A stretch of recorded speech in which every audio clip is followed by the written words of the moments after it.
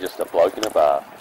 What is up, ladies and gentlemen? Welcome to another episode of Bloke in a Bar, and it's all happening tonight at 6 p.m. Be on our Instagram or our Facebook. We are announcing the next big thing. We're hoping to turn your round upside down. Set your alarm, guys. Hopefully see you there. Hopefully you enjoy the content. And also, every pre-order and order puts you in the draw to go to the Levels Golf Day, which is going to have like 17 to 20 NRL players, some of the biggest names in NRL as well. So that's going to be all part of the launch, guys. Every pre-order and order will put you in the draw to go on the Levels Golf Day, which will be the week of the grand final. If you win and you're outside of New South Wales, we will pay for your flights to come to the golf day. You and a mate. So you and a mate get to go to the golf day with about 20 NRL players, some of the biggest names in rugby league. And a massive shout out to Levels Golf Day. Justin Horror obviously putting it all together. It's going to be it's going to be a huge day. Some of the biggest names in rugby league. Also, don't forget, like and subscribe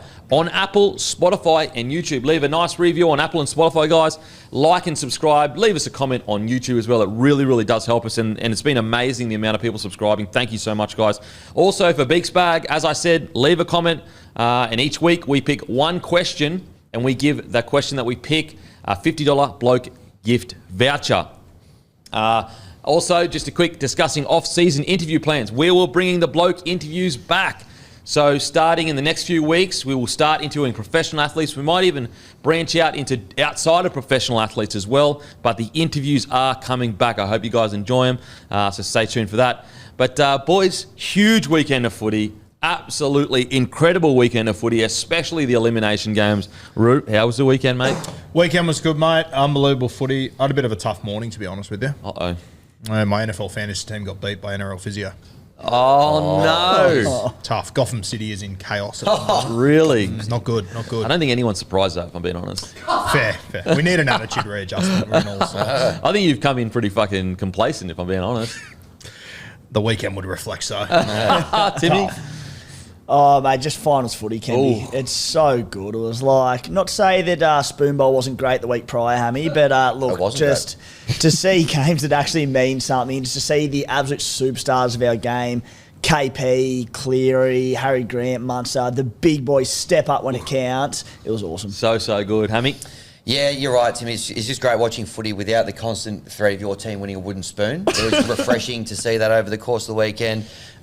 Great time out at Penrith. We'll get to that a bit more later, but had a great weekend, to be honest, mate. How about yourself? Yeah, it was really good, mate. Really good. Just enjoyed it. I mean, rugby league. I got to say, I did catch myself and realise I'm a fucking terrible human being, because I was like, damn, it's good to have to not watch 8 games when 4 of them don't have to mean anything. And I was like, Denon, pull your fucking head in. It's the best job in the world, you loser. But the finals games were incredible. And actually, both Hammy and Roo, you've got a name for this week's games in the green room. Do you want to announce the name for this week's games? You can take it away. Take it away. Was it Fist Bowl that was thrown around? So Guru reckons it's going to be a fist bowl this weekend. And basically, teams are playing to get fisted by Penrith and Storm. It's not a direct quote, but it's pretty fucking nice. The fist bowl. The fist bowl. 2-horse race, you reckon? All jokes aside, incredible weekend of footy, guys. But let's get straight into it. I have a bone to pick. And it's taken me a while to really come forward with this. I had to think about it since last Monday. I demand a recount on Face and Music. You know why? Because me, you, and you, we all have a team that we each all go behind. No matter what, we always pick our team. I pick the Broncos, you always pick the Tigers, you always mostly pick the Rabbitohs, you mostly pick the Raiders. That's a disadvantage in Face and Music. He gets to think with his head every single week. We have to think with our heart, and I demand that we go back, we do a recount, and we give him the Dragons, which is about 11th place. And we go through and so he loses that point on the Dragons game, and we recount, and then we actually look at the real winner of Face and Music. Okay. A little bit of homework for me then to go recalculate these. Or would you like to select another side outside the 8? I thought you Broncos would be used to losing. Still not taking it well, eh? That's rich coming from a bloke that doesn't have a team. Got a winning championship. I demand a recount. I think that if we go back, because actually what would be really interesting, because what will happen is if we take it. So basically, what I'm thinking is, if we just take 7 of 8. So you take out 1. So or you give you the Dragons? Which one would you rather? I'd rather just take my win and walk. This has kept you awake at night, Michelle. I love this. No, This you is know good. what? You know what triggered it is last week when you complained and said that it was a disadvantage not having a team, and both me and Matty were on Packer Up Boys going, "Hang on a fucking sec, that's bullshit from the root." Sounds like loser chat. How is it a disadvantage? I'm curious. I don't fucking know. I also don't care. Oh, that's great stuff. All right, let's Yep. get into a bit of Face of Music brought to you by Friends of Sports. Yeah, I'll go away and I'll just go through the process just for the sake of it, see where Guru would have finished if he was. Sorry for the extra 2 weeks of work that you've... That's fine. You got your best man on it. Now, in the home and away season, we did have a punishment. It was to go and sit in the chook pen over the course of the weekend. And Matty was in there facing the music with the great Hainsey. And just a big thanks to the chook pen boys and Hainsey for being great hosts, having us out there. Hainsey was getting stuck into Matty for supporting the Homebush Hares. He took us through the Guru family tree, which you might have seen the content, which has Guru as the father, Hainsey as the son, and then Sammy Walker as his son. So it's a hell of a boy you've raised there, Guru. You must And be very impressed. Sammy actually saw it and gave it some laughing emojis, so he saw it. That's Sam good. Walker. I like that. That's Your grandson saw it. My grandson, yeah. They've started, apparently, the Roosters have started calling Sammy Walker Mini Hainsey. Gus Crichton put it up and they called him Mini Hainsey. So it was great to be with Roosters royalty out there. Wasn't the result he was hoping for, but he was a pretty gracious loser, and he'll be back there, I'm sure, in full force this weekend. So Gracious loser. He was. I saw some of those clips after his leave and didn't seem gracious at all. Well, in the immediate aftermath, once we left him to his own devices, we can't be held responsible for what he was saying or doing. Lose responsibly. Yep, that's right. But it was a good night had by all. All right, so this week, let's have a quick look at the results. So Panthers 30 defeat Chooks 10. Everyone had Penrith. Rue and Timmy, you had them covering. And then two blokes correctly had try scorers. Matty had Luai, and Denon, you had Sorensen. Because I'm a good bloke, I gave you Garner, who took his position, and he ended up scoring 2. Thank you. Thank you. What are you shaking your You're a head at? fucking kiss ass. Oh, come on, bro. Sorensen score? No. If his position did, Sorensen would have fallen out of the line. You're saying Sorensen's a bad player? Shit picks. Should have seen it coming. He's not happy. Next game, Storm 37 defeat Sharks 10. Everyone had Storm. But we also had the Sharks covering. That didn't happen. The Storm really showed up. Try scorers, Denon, you had Harry Grant, who got a hat-trick, if you don't mind. 3 points or no? No, just one. And I had Nikora, so I got one as well. Cowboys 28 defeat Knights 16. Now, Timmy, you were the only person who took the Knights. The rest of us had the Cows winning and covering. Nail-biter, tough watch, but they did end up covering right at the end. Denon, you also had Tommy Dearden, so you're 3 from 3 with your try scorers. I just get it. It's finals footy. It's finals tipping, baby. The real step up. The real step up. Nice clear mind without the Broncos in there. You can just Exactly. focus on the That proves my point even further. If the Bronx was playing, I would have gone fucking 0 from 6 or something. Last game of the round, maybe game of the season. Dogs 22 defeated by Manly 24. Everyone had Manly. Rue, you had them 13 plus. Jeez, yeah. And Matty was the only one to jag a try scorer who had Critter. So here's how we settled. Kempy on 10 points out in front. Far out. Matty on 9. Now, Matty, he'd already had a taste of the chook pen and he goes, that's it. I don't want to have to sit through that sort of thing again. Brought his A game. He's in second. I had 7. Rue had 6. And Timmy, you had 4 points for So finals. Rue's not a finals footy kind of player. I didn't get any try scorers. Rue's not. He got 4. Yeah, but you've gone from the Barely got penthouse out to of the the shit fucking house. gates, Tim Williams. 4. Well, I didn't get any try scorers. Settle down. Oh, well, still a couple of weeks to go. But, yeah, week 1 finals, that's where we settled. There we go. The I cream should have almost just rises. picked Cameron Smith and I would have got his position. Oh, Can you guys over there just grow up a little bit? yeah, jeez. Wow, very spiteful. Very spiteful. Yeah. I mean, look, the cream rises to the top. does. The cream rises to the top. There'll be a Let's put it that way. finals-based punishment. Matty threw one out there. Obviously, there was a bit of dancing happening early iterations of Face the Music.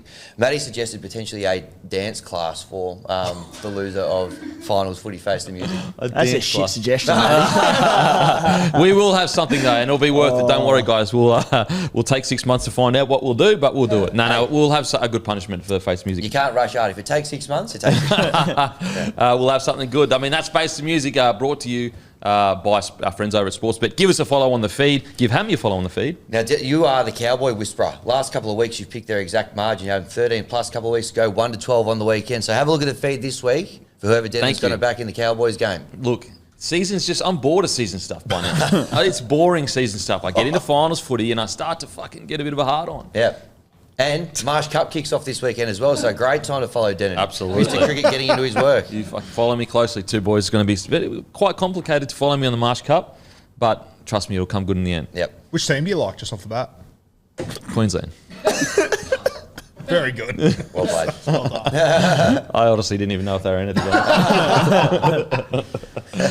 Also, in the off-season, guys, obviously we'll keep talking about rugby league if there is rugby league news, but we'll dip into cricket. We're even going to maybe try to get a professional cricket player on at stages as well when we talk about cricket. We'll talk about MMA, we'll talk about boxing, all other sports. Obviously, we'll keep our core of rugby league, but we'll dip into other sports as well. Just quietly, speaking of other sports, did anyone watch the UFC on the weekend in the Sphere?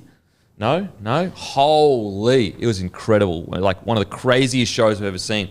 Like the Sphere behind, so basically what happens is this huge screen that's basically a sphere, and then like everyone's watching it like a movie cinema, but there's a UFC ring in the middle of it. But before each fight, they would go through the history as Cinco de Mayo or something like that. It's Mexican Freedom Day or something like that. Yep. Before each fight, they'd go through like the history with this huge animation on the screen, and even the ring girls would get dressed in like these cool, crazy outfits.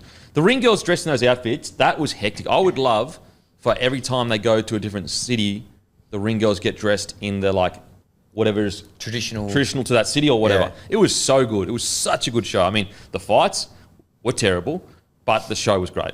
And it's another great case for doing, for Vegas next year, the Bloke Live show in the Sphere. Can you imagine the team of the week or Guru's hot take with the 3D graphics? Look, we're going to need a little bit of a support, maybe partner with a few people to do that. But I'll tell you what, that Sphere, when we were over there, that's one of the most Crazy. impressive things I've ever seen. Look, I understand as a local that you'd be like, that's pissing me off. This is like, like you just keep looking at it.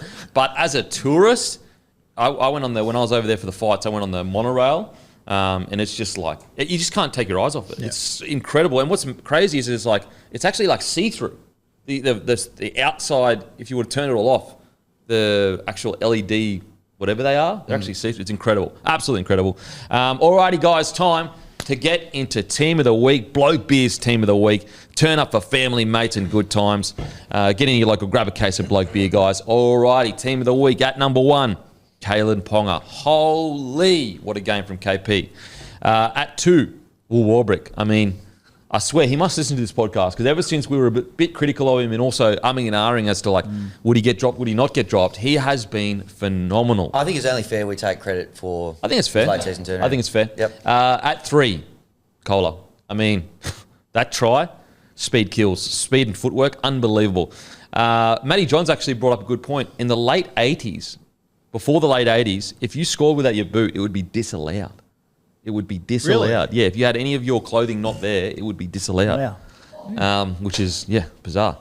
Maybe had an NRL crackdown on like people getting naked as they score or something. At 4, Nick Meaney. I thought his defence was absolutely outstanding. Obviously, that flick pass was good. Look, was a flick pass forward? Maybe, but who cares? The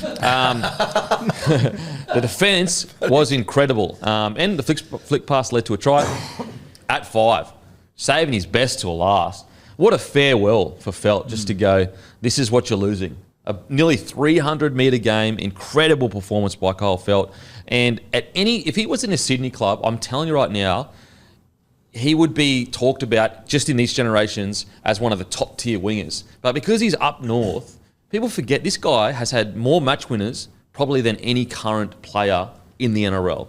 Not to mention the match winner. Yeah, that everyone remembers. And that was at the beginning of his career. I mean, even in that game, like KP, the Knights have him under the pump. KP's just taking the piss. Boom, intercept, completely changes momentum. Yeah. Well, that, like, if he doesn't have that intercept, Newcastle probably score. Yep. So there's a 12-point swing there. And then it was all about the Ruben Cotter try, the match winner. It was Felt who got up and tapped it back straight to Ruben Cotter. Incredible. At 6, Munster. Like, this is Melbourne Storm. They get into a finals footy and they go, Oi, Hughes, we just need to just get us around the park. You know, Oi, Hughes, one of the best running sevens we've ever seen. Just get us around the park because we've got Mad Dog Munster taking the piss. That was Queensland Munster. Oh, my. Off the first, time they get down their line, he goes, I'm just going to get into dummy half and I know that they're going to, Nelson coming under and scores a try. Incredible stuff. At 7, Nathan Cleary. I mean, this was really the weekend of stars. sometimes you wonder, like, why do certain players get these huge pay packets? This is why. Big games, big moments. Cleary, to come back in that sort of nick is just incredible.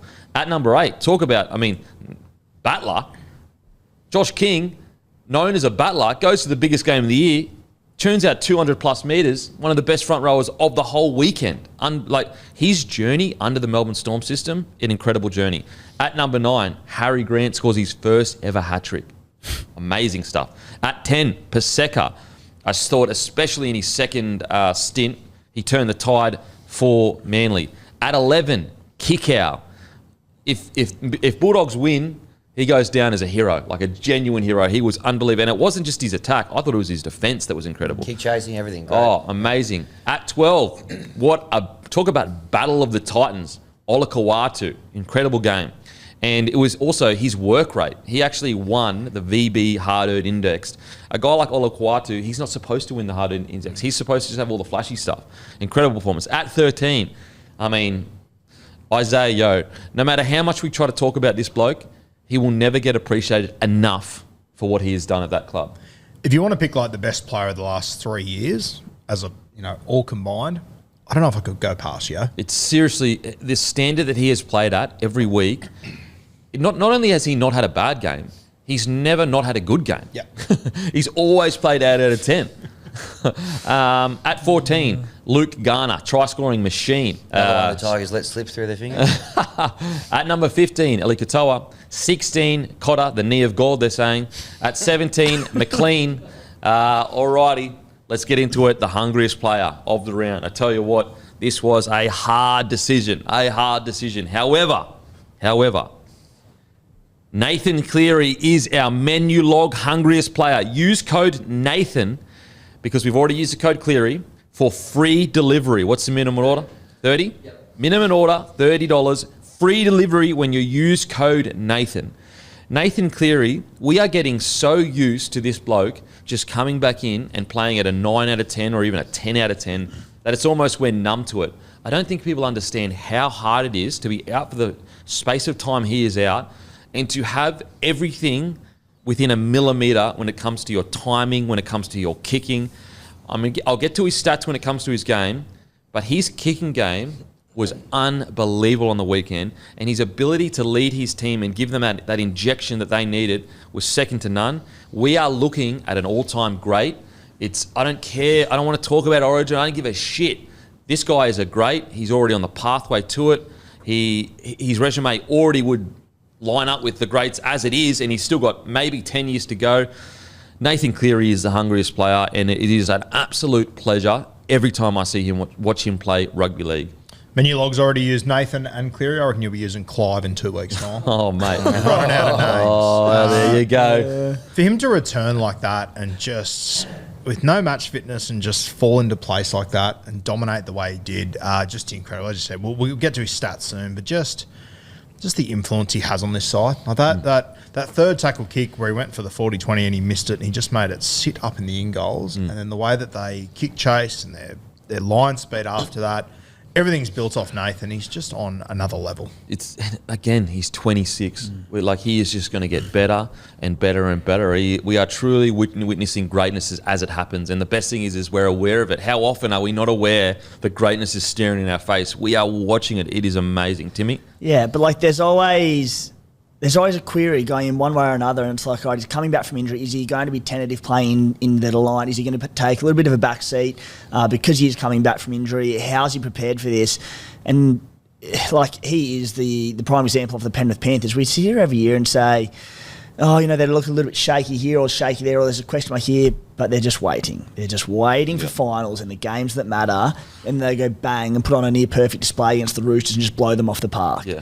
All led by Nathan Cleary. And that first 20, to come out and have everything, I'd get if in the last 20 we saw him click into gear. It was the first 20 where they just dominated them. It was an amazing performance from Cleary. What do you think of Cleary's performance? Unbelievable. And just to slip in, and not miss a beat after not playing for 6 weeks, just remarkable in the biggest game of the year against a quality side. And they never really looked like they were going to get near them. Yeah. And also just the mental toughness to know that you've got Angus Crichton. You've basically been called out by James Tedesco saying, we're sending Angus Crichton at you. And so Cleary doesn't wait for the game to go to him. Basically, in the first few sets, he's screaming up out of the line to set the tone himself. And that would have been, I don't know whether that was directed from the coaching staff or just him personally, but that's the mentality of a champion. That's a champion going, oh, Crichton's coming at me, I'm coming at Crichton. Who's coming at Crichton? No one's coming. That's how, like, most halves all week would be sitting there going, I hope I just handle Crichton. Cleary is coming into the game going, I hope Crichton can handle me. And Crichton had a relatively quiet game. I didn't really see, I didn't watch the game and go, oh, wow, like Cleary's really struggling to keep up here. If anything, they were struggling to keep up with Cleary. If they go on to win this premiership, he's obviously going to have a big hand in it and whatnot. You start to then look at his finals career and, like, is he the best September footballer we've seen? Like, as far as just being dominant for, 4 or 5 years, he's been incredible across that entire period. I can't remember him having a bad game in finals, probably outside of the grand final last year for 60 minutes. But then he came up with the best 20 minutes we've ever seen on the biggest stage. He starts to put up a very, very good argument, Nath. Well, he won our player of the final series last year. Yep. Like, he's on another level. It's incredible. And Clive the year before that. Like, it's seriously amazing. And what I love about Nathan Cleary is a lot of his game, you can tell it's come off purely repetition, like hard work. When he first come onto the scene, it wasn't like, oh, wow, look how fast he is, or look how good his footwork is, or look how strong he is. It's all come off hard work. All that kicking that we're seeing, that is because he's probably done 10,000 more kicks than his opposition. Like, genuinely hard work. So Menulog's hungriest player, it is Nathan Cleary. Use code Nathan for free delivery. Because we've already used the code Cleary. So use code Nathan for free delivery. Minimum spend is $30. Download the Menulog app. Use code Nathan. And a massive thank you to Menulog for partnering with the show, as always. Now, let's get into it. It's time for some hot takes, baby. It's time for some hot takes. And we got a steamer. Uh-oh. Here we go. I heard this one in it. I tell you what. I had no part in this, people. I had no part in this one. Yeah, make sure you're sitting down. Watching the Newcastle Knights over the weekend, boys, like Kalen Ponga, he's our fullback in Team of the Week this week. He's just so influential to that footy side. He creates every opportunity they possibly can there, and he has been doing it for a couple of years. And I look at the Newcastle Knights. What do we think their halves will be next year? Do we have no idea? Any idea whatsoever? No. You could give me 8 different combinations, and I'd go, sure, maybe. That's if they don't sign anyone this offseason as well. I don't know if I see KP finishing his career at the Newcastle Knights. I don't know if they are in a position to win a comp over the next few seasons. Dan Saifiti's leaving at the end of the year. There goes another middle. They don't have their halves sorted. I don't know if Ponga is going to stay there if he doesn't think he can win a comp there. I personally doubt that he will be able to win a competition there. And I look at, and I hate to say it for all you fans out there, but I look down at a little club in Bondi called the Roosters. Oh, the one club. I look at Nick Politis, who is, Matty, can you get Nick Politis' age? I'd say late 70s, early 80s. He's not getting younger, let's put it that way. Politis, he tends 82. He's definitely not getting younger. I think Politis would look at the next few years and go, I want to win one more comp before I call it a day here. I don't think it'll be next year, with all due respect to them. Keary leaving, Sam Walker's not going to be available for the first half of the year, neither will Brandon Smith. The year after that, I start to look at James Tedesco. How much longer does he play for? The Roosters have got all this money from losing Jared, Luke Keary, Manu, Suoli'i. They're going to make a big play at someone. I'm willing to bet it's KP. There were already whispers as well. There's been whispers for years about Ponga to Roosters He's got his as well. best mate, Connor Watson, already there. Oh, the love story reunite, baby. Love story. Like yeah, that. I think. The hot pirate. And it just, doesn't it just fit? The Roosters to go out, get the biggest superstar in the game they can, Kalen Ponga, come down there. I can see him end up at the Roosters in the next few years. I hate to say it sucks for Newcastle, and I feel for you guys up there. But at some point, I think Kalen's going to want to win a premiership. I think Kalen is going to want to tick that off. And I think that it's going to line up perfectly with a James Tedesco retirement, Roosters having a heap of money. Not that that's ever been a problem, but I can see them making a big play for KP over the next few years. Okay, disclaimer, Knights fans, this is just an opinion. Just an opinion. It's just an opinion. That's all it is. It doesn't mean anything. It could it's just words coming out of a bloke's mouth. So just before you get the pitchforks out. Actually, I did the same thing to you with Dom Young last year. Before you go on, just disclaiming as well that Guru is aware that he's signed up till 2027 at the Knights. I don't care. With all due respect, in the modern game, we all know what it's like. It's not fair, but it's the reality of it. Timmy, I'd love to hear your thoughts, mate. Oh, I just love, it's one thing for Guru to piss Knights fans off enough by saying that Ponga, he doesn't see him probably finishing his career there, but then just to add in to the Roosters, I'm like, I'll give it to you, Roo. You've got nads, and I appreciate that about you. Ironically, the Roosters, who he just said are going loss last week. Yeah. I can't push back on it. It's just... And you can just see Kale and Ponga in Bondi, can't you? Oh, mate, you can. And you have a look at the Roosters' last few premierships. Like, they win in 2013. They go out, they buy SBW, Sonny Bill, SBW, James Maloney, Jenko, these guys. They then win in 2018-19. They go and buy Cooper Cronk. They go buy James Tedesco. There's a winning formula there. They've got money to spend now. They're not going to put it in their back pocket and save it for a rainy day. They're going to go out and get a superstar. It's hard to push back on. And as you said, Roo, Nick Plights is the key. When he wants someone, he gets someone. Yep. Especially then, don't get me wrong, KP's not going to be old, but he'll be getting, certainly not a rookie in the game. He'll be getting toward the back end of his career. Players go to the Roosters to set themselves up for after footy and life after footy. And there's no better place to do that than the Roosters because you've got Unky Nick looking after you. So I pray that it does not happen, but I see where you're coming from, Roo. I do. I pray to the footy gods it doesn't happen because I would love him to, if it's not a grand final, the Knights at least push them deep into a prelim or even, get to a grand final.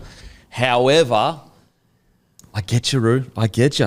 Kalen Ponga is going to want to win a premiership before he finishes the year and before Knights fans get angry.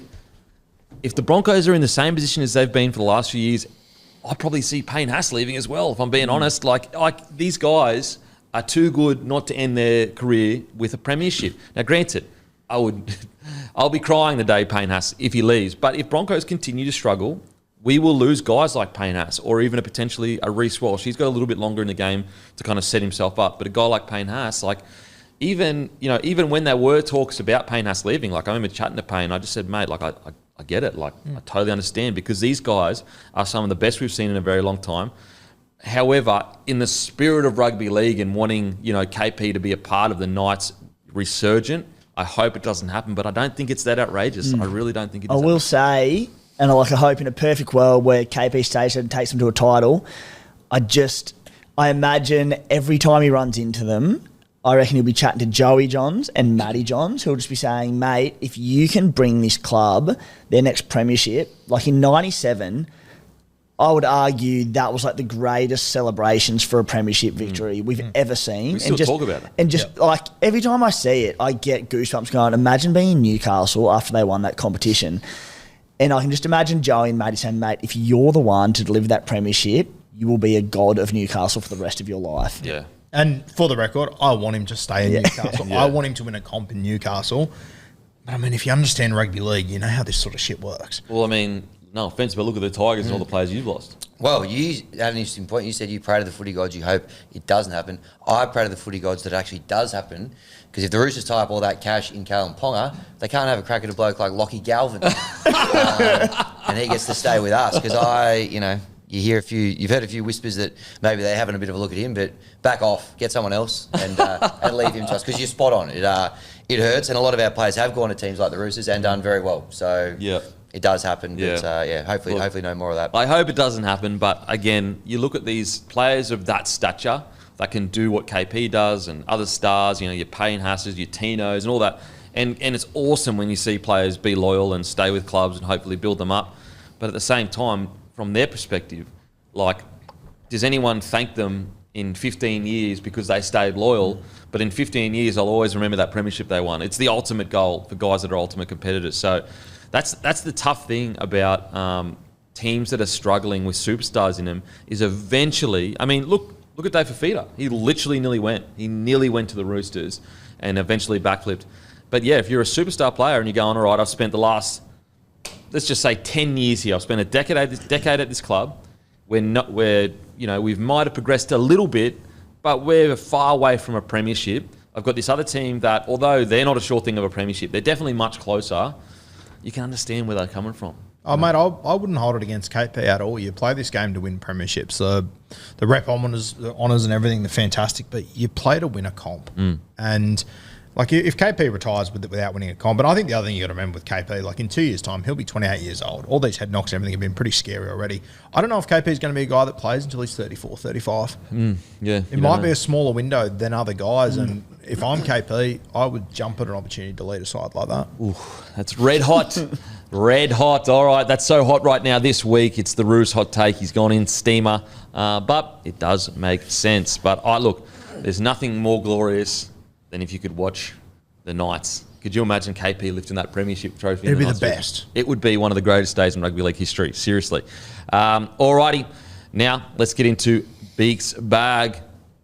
Don't forget, guys, leave your question in the YouTube comments section. Make sure to leave a like on the video. And then each week, we give a $50 voucher to the question that we choose. This week, it's from Elijah Walk, 9824. Send an email to matt@blokeinabar, and he'll sort your $50 voucher. Elijah's question is, how would you change the golden point extra time system? Example, every 5 minutes a player drops out, golden try, or just stick to the golden point. Look, I have been a proponent of this for a very long time, pretty much since I started playing rugby league, or at the very least like a decade. Golden try. I think golden try. And I think that you should just play until you score a try. Now, if it gets past that extra time and no one scored a try, then you could potentially look at drop-offs to make sure that it happens. And I get the argument of like fatigue or whatever, but I just think that most games someone would score the try in that extra time. I think the golden point I've never understood from a guy that came outside of rugby league into it. I've never understood how you use one of the least common things in rugby league, which is field goals, to define your most exciting part of your game. Makes no sense to me. Like, tries are what rugby league are all about, and yet you use drop goals, which are never used in rugby league really at all. I think golden try is the answer. Then, as I said, if you then go, okay, we've gone to golden point, there's a draw, then you just do drop-offs.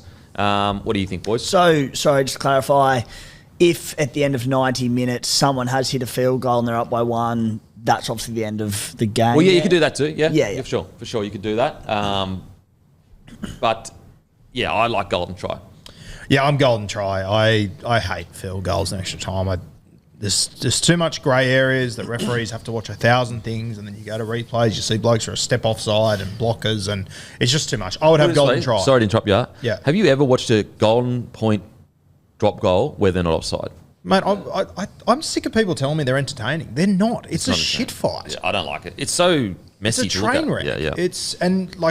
Referees don't want to decide the game, which is completely fair. And you don't want to decide a game by going to a video replay and seeing that a guy is a fucking shoelace offside, and then you have to call it. Golden try it should be. I would also implement golden try if you score with your first set of 6. The other team gets a right of reply. Like NFL? Exactly like the NFL. Yeah, okay. That'd be the only other thing that I would add in. Yep. Yeah, golden try.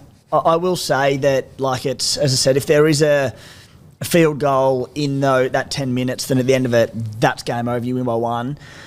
I do think under that logic, the game probably doesn't change a lot. I still think teams set up for the field goal, and there will obviously be more try-scoring opportunities, and they'd go for it a little bit more, but it's still a more realistic option to nail that field goal. So I don't think it'd change that much, but I think the opportunity to score a try and seal the game, that is how it should be. If it got tested and it didn't change it that much, then I would go as far to say just like scrap the drop goals, and I want to try. A try wins it, and at the end of 90... Drop off. Well, regular season, you'd just be a draw. A draw, and then in the grand final, like in the finals games, it's a drop off. Drop off a player every 2 minutes or every something. 2 minutes, not like that. And drop off a player every 2 minutes. And if they score in the first set, same as the Roos, I reckon.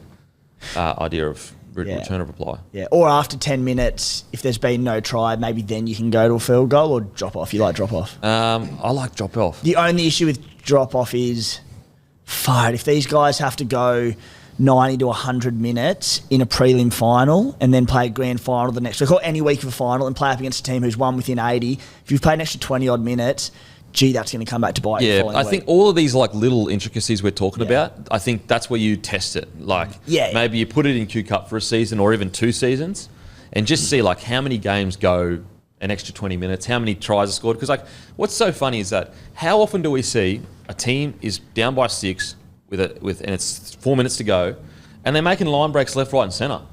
And so if you're playing like that all the time, but all these little details you're talking about, I think that like it's one of those situations where don't just implement it. Put it in the Queensland Cup and New South Wales Cup for a couple of years, see what the reactions are and go, okay, oh shit, we found that actually like 3 of the games went for an extra 20 minutes. Okay, we need to introduce a field goal here because it's just too long. But I just think that when you get into the best part of rugby, because we all agree like that extra time, that's the best part of rugby league. Like when they fought to the death and it's basically, it's do or die, you know, and yet it's decided by a field goal. I wish it was decided by a try. Yeah, I don't know. I actually don't mind yes, it's messy, it's scrappy, I understand all that, but there's something about like a game being decided by a field goal and just like the scenes of jubilation, like when you're at the ground, it's just so tense and or watching at home. I don't know. I think there's some of the big highlight moments, I think, looking back through rugby league have been a field goal. Thurston in a grand final, for example. You know, there's just something about the whole team mobbing that one player. Like, yes, it's scrappy. I understand that. And I don't mind some of the solutions that you've lobbed up there. But I don't hate the tension, the stakes that come with Golden Point as it is at the moment. So, okay. I don't know. I will say on sort of that point, Hammy, and like Guru said, you're sick of people telling you that Golden Point's entertaining. I find it so entertaining. Yeah. Like, I'm not saying it's the perfect solution, and I like Golden Try. Mate, I find it so entertaining, just going back and forth, because of, as you said, the tension that is on the line. They hit it, and you're sitting there, you're on the edge of your seat. Like, even Burton hitting those 2 yesterday from distance, and you're just holding your breath when he's hit it from 40 out to win it. I just hate that when we have a Golden Point, the week after, all the chatters about all the extra replays about who was offside, who was a blocker, who wasn't. Like, I just think it creates too much chaos. And personally, I like rugby league. I don't like watching guys taking shots at goal. Yeah. Doesn't do it for me. I don't mind if you drop goal in game and you win by 2 points or a point or whatever. That's a little bit different. But in Golden Point, I enjoy it because it's like, it's rugby league. You're still seeing the great part of rugby league. But I'll never forget when Kyle Felt went over that try line to equal it up and you see the boys just fall over. I think that you still would get that excitement and tension from a try that you would get from a drop goal. I think that you would still kind of... but we'd love to hear your thoughts, guys. Do you like Golden Point? And I actually disagree with what you said, that it's still rugby league, you get the best of it. It's not rugby league. You got teams that play in a corridor to take 3 hit-ups in a row to then have a pot shot at a field goal. Like, that's not what I watch rugby league for. Okay. I tell you what I wouldn't mind, and it's, again, every crackdown and everything that happens ends up in being in another can of worms, but if, like you mentioned, Guru, how every field goal taken in Golden Point, there's always someone offside somewhere in the field, and that's where the grey area comes into the controversy. If, like, do you think it would work if at the start of the season they just said, guys, we are giving you ample time, a whole pre-season, we are cracking down in Golden Point for field goal attempts. You cannot go until, once the play of the ball hits is it when the dummy half picks it up, they can go? I think it's when the foot touches it. When the foot touches it, Yeah. you cannot go until that ball hits No the one's foot. friggin' foot touches it anymore. That's probably... Yeah, well, that's another Yeah, issue. yeah. But you get what I'm saying, where they're just No one's like, like that, yeah. we are telling you, if you leave before that in Golden Point with the field goal shot, we will penalise you. Everybody knows. Yeah. Yeah, potentially. I think it's just executing it, though, that is the hardest bit, Yeah. realistically, because it's all good and well to say that, but you got referees making sure everyone's on side, you're making sure there's no blockers, making sure the play the ball sweat. Like, there's so much to take in that key moment. Well, that's why they brought in the video. This year they said they're going to allow the video ref to go over it, and they just never have. Because I think, like, I just think with these Golden Points that when you're, yes, the moment's fantastic, everyone mobs the player, but the reality is, like, you have to go back and check every single detail if you're going to do it properly, and I think that takes away from it. Can I throw another little rule change out to you? Mm-hmm. And I reckon you guys will fucking hate this, but I reckon for entertainment purposes, it'll be fucking hectic. When you score a try, you obviously take your conversion, 2 points. In the NFL, you score a touchdown, you can either take the kick to take 1 point, or you can have one more play to score another touchdown to get 2 points. I reckon if the NRL brought in, you've got the option, you take the conversion for 2, or you have a scrum wherever you want on the 20-metre line, you have one play to score 3 points. I reckon that would just be entertainment plus. At any point in the game. At any point in the game, whenever you want. How excited was everyone when Ches scored that scrum play yesterday? And I think that they are constantly wasted scrum plays. I reckon that would be super entertaining. It would bring a whole new tactic What if into the someone game. intercepts it and do they get a full point try? No. That's just the end of the play. Okay. I mean, I don't hate it. I know it's against all traditions, and I get that. But my God, it would be entertaining. Because then you can start to stack up points quickly. It'll be a game of chess, choosing when you do it, when you don't. The teams that are good at scrum players will go, yep, we'll back ourselves in. Would you see snowball effects of like a team that gets on a run, just fucking puts a bunch of points on someone and it's almost impossible to come back from? Well, correct me if I'm wrong. I'm just thinking about this on the spot. Yep. Would teams ever go for it? Because just the percentage play of taking the 2 is so much higher than scoring off that one scrum play.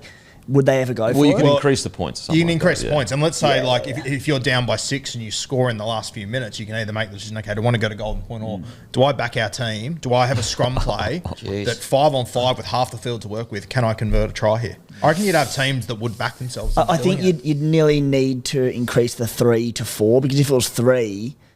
teams are nearly always going to take the 2 to level the game up because it's way safer. The 3 would only be as if they were down by 3 to level it, sort of thing. But if you made it 4, like actually what a try is worth, that'd change a lot. I think the other thing too, once you got to a lead of, I just think it'd add in, and you could make it 4 if you wanted to. I think you'd have to. I'd be okay with that. I reckon Imagine that'd if be you just had like a bad 20-minute stint and you're down by like 30-0. Yep. Because they've just gone fucking bang, bang, bang, and they've scored every single, I mean, look, I don't hate it as much as it'd be interesting, very interesting. But let us know anything in the comment section in regards to the Golden Point. Look, I don't hate Golden Point. I don't sit there and go, oh, this isn't entertaining, it's not enjoyable. However, I like tries. I like when you see like when the game's on the line and a team is behind by a try and they're offloading and it's out the back, and there's nothing more tense and enjoyable than like go back to the Storm Cronulla Grand Final. And the Storm in that last, like that was edge of your seat stuff where you're going, holy shit, and there's offloads going off everywhere and passes. That was crazy. Yeah. That was crazy. Whereas anyway, let's know in the comment section, guys.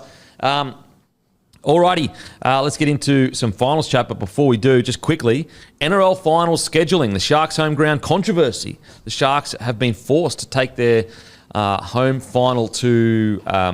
Allianz Stadium, because Roosters are playing there as well, aren't they? Correct. Two nights in a row. Yep.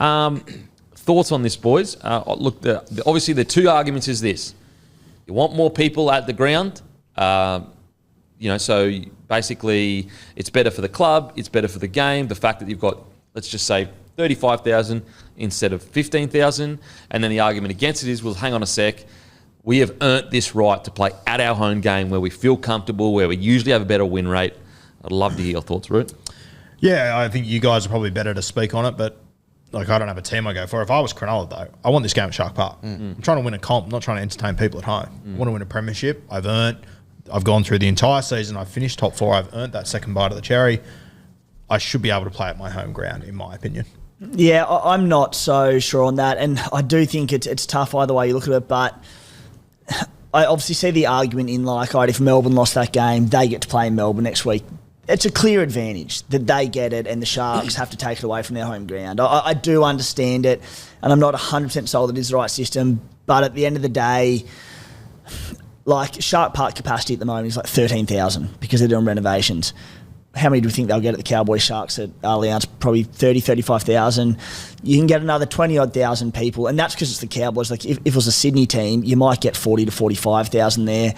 I think we want to put bums on seats, go to the biggest stadium, get people to the game. So I'm okay with it, but I obviously understand why there are disgruntled fans about it. We have the same conversation each and every year. I think we want people at games of football. Yeah, from the perspective of getting more people in and bringing the game to the fans, I get having it at Allianz, but it's a stadium that the Sharks haven't played at all year. The Cowboys have played there more times. They actually won there, so they've got a bit of a feel for the surrounds there. I don't think the Sharks played there the year before either. So you've earned the right to have a home final if you lose week 1 of the finals. Yes, they've got a very small ground, but you can see why they're pissed off. They never played this ground. There's no home advantage at all. The Cowboys have won their last 4 games in Sydney. They're on a bit of a roll now. All of a sudden, a team that has come from outside the top 4, won week 1. They've almost got more of a home ground advantage to an extent than the Sharkies because they've won there this season. The Sharkies haven't even had a look at this ground all year. Yeah, I don't like it. I think that, at the end of the day, the Sharks have earned the right to get a home final, and why should they have to sacrifice because they don't have a big enough ground and the NRL wants more bums on seats. Like the NRL are basically saying, our decision is taking priority over your hard work. At the end of the day, the Sharks have earned it. They should get a home ground at where they want to have their home ground.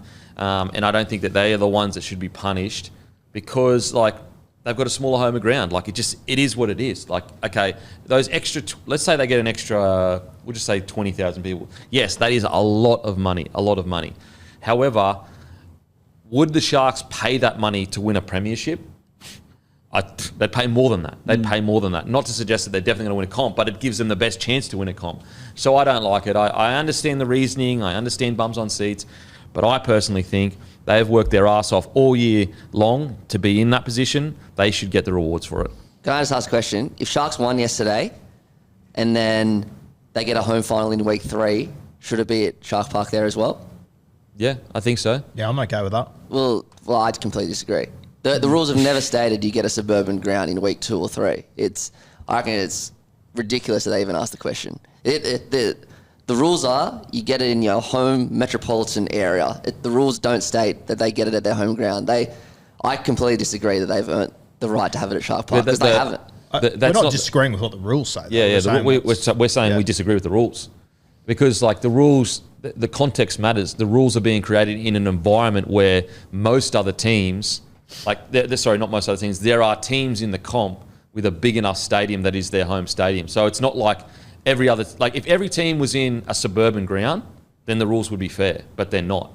So the rules actually favour certain teams that have a bigger stadium compared to the suburban ones. Yeah. Well, fair enough, but I think that's complete bush league then. If we're playing a semi-final at a 12,000 seat stadium, like we're a professional game, we just built an $800 million stadium.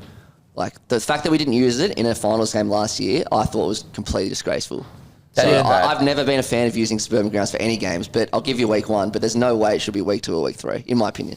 I wonder whether they kind of like drip feed a little bit. So if you're a club that's, if you're going to get a home final potentially, and it's going to be at Allianz Stadium, you get 1 or 2 games there through the season to get a feel for it. And I don't know, so that at least you've been there and played. These guys, there's players in this team who haven't even played there ever, haven't even been in there. We're not the ones that, like, those boys have broken their bodies to, like, get the home final and they're not going to get it. Like, they've had to work their absolute rings off every single day of the year. And then I just don't think that it's fair that some teams will get that home final and some teams won't. The only time the rules would be fair is if every team didn't have a home ground that was in a big stadium. And so, yeah, the rules just aren't fair, in my opinion. Sucks, but it's just one of those things, I guess, that the Sharkies are just going to have to fucking... They've been upgrading their stadium for ages, haven't they? Yeah, longest renovations in mankind history. Literally history. Yeah, but they're not adding seats or anything. They're just renovating around the stadium, and I think when it's finished, it's still going to be like 18,000-20,000. 18,000-20,000? I think so, yeah. And what is it at the moment? 13,000. It's about 13 at the moment. Yeah, I'm pretty sure. Yeah. 20,000 is pretty good. I get 100% where you boys are coming from. I just think that the team that earns it, as you said, they put their bodies on the line all season. I think they should have an advantage and they should be able to play in front of their 100%. Their fans. Outside of the, obviously, Roosters have a far bigger advantage right now than the Sharks, and they both finished in the top 4. I get all the financial side, I get all the business side, I get all the game side, but the Sharkies are the ones that put in all the work. We're just fans of the game.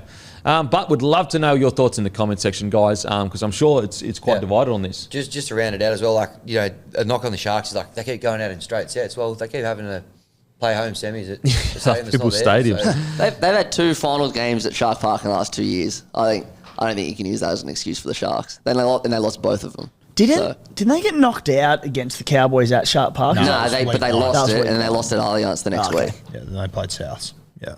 Yeah, I think they should. I think they've earned it. I think that they've earned the right to get a home grand final, and at some point, financial gain. Like all the time in the game, because if it was all about financial gain, like all of our games would be in as big a stadiums as possible. We always make sacrifices in financial gain to make sure that because at the end of the day, it is a business, but what makes the business the best is that the rugby league is the highest quality it can be. And the fairest it can be. And if you're the Sharks or another team that's from a smaller ground, you are less motivated to you feel unfairly done by because the rules are slanted towards the bigger sides or whatever. Be interesting. So what the Tigers? So that means how many teams wouldn't get that second one? The Tigers. Yep. The Sharks. Dragons. The Dragons. Yeah. Yep. Panthers. Manly. Yeah. What would go with the Panthers? Panthers would have played at Combo. Where'd they go? They would have played at Combo. Or a core. Or a core, yeah. Panthers. Yep. Who else? Titans would be able to play it there at Suncorp. Would Newcastle have to come to Sydney, or do they? No. Newcastle can play there, I'm pretty sure. So what's the ruling? know. What's the ruling? Is it a certain size capacity? It's certain size in metropolitan area. So Newcastle wouldn't have to play in Sydney because it's not their city. So it's certain size capacity. Yeah. Okay, so basically, if you're a smaller club that's at a stadium that has less than you're at a disadvantage. That sucks. Manly as well probably would have to go to. Yeah, Manly would as well. Definitely, yeah. I still think they deserve to have a home game, but it's also like moving to Allianz. Like, if you could guarantee me that they're going to sell that stadium out, I can hear a bit more of an argument. There's every chance you still get 30,000 there, but you don't pack the entire thing out. Yeah. Like, I don't know. I think they should get home ground advantage anyway, but yeah, I think it's tough on the Sharkies. Yeah, it's tough. And I know obviously this is a unique example and whatnot, but even if the Sharkies got to choose, okay, you got Homebush, you got the SFS, and you got Bankwest or CommBank, whatever it's called, CBA Stadium. Maybe you could pick CBA. Maybe that'd be a little bit fairer. I don't know.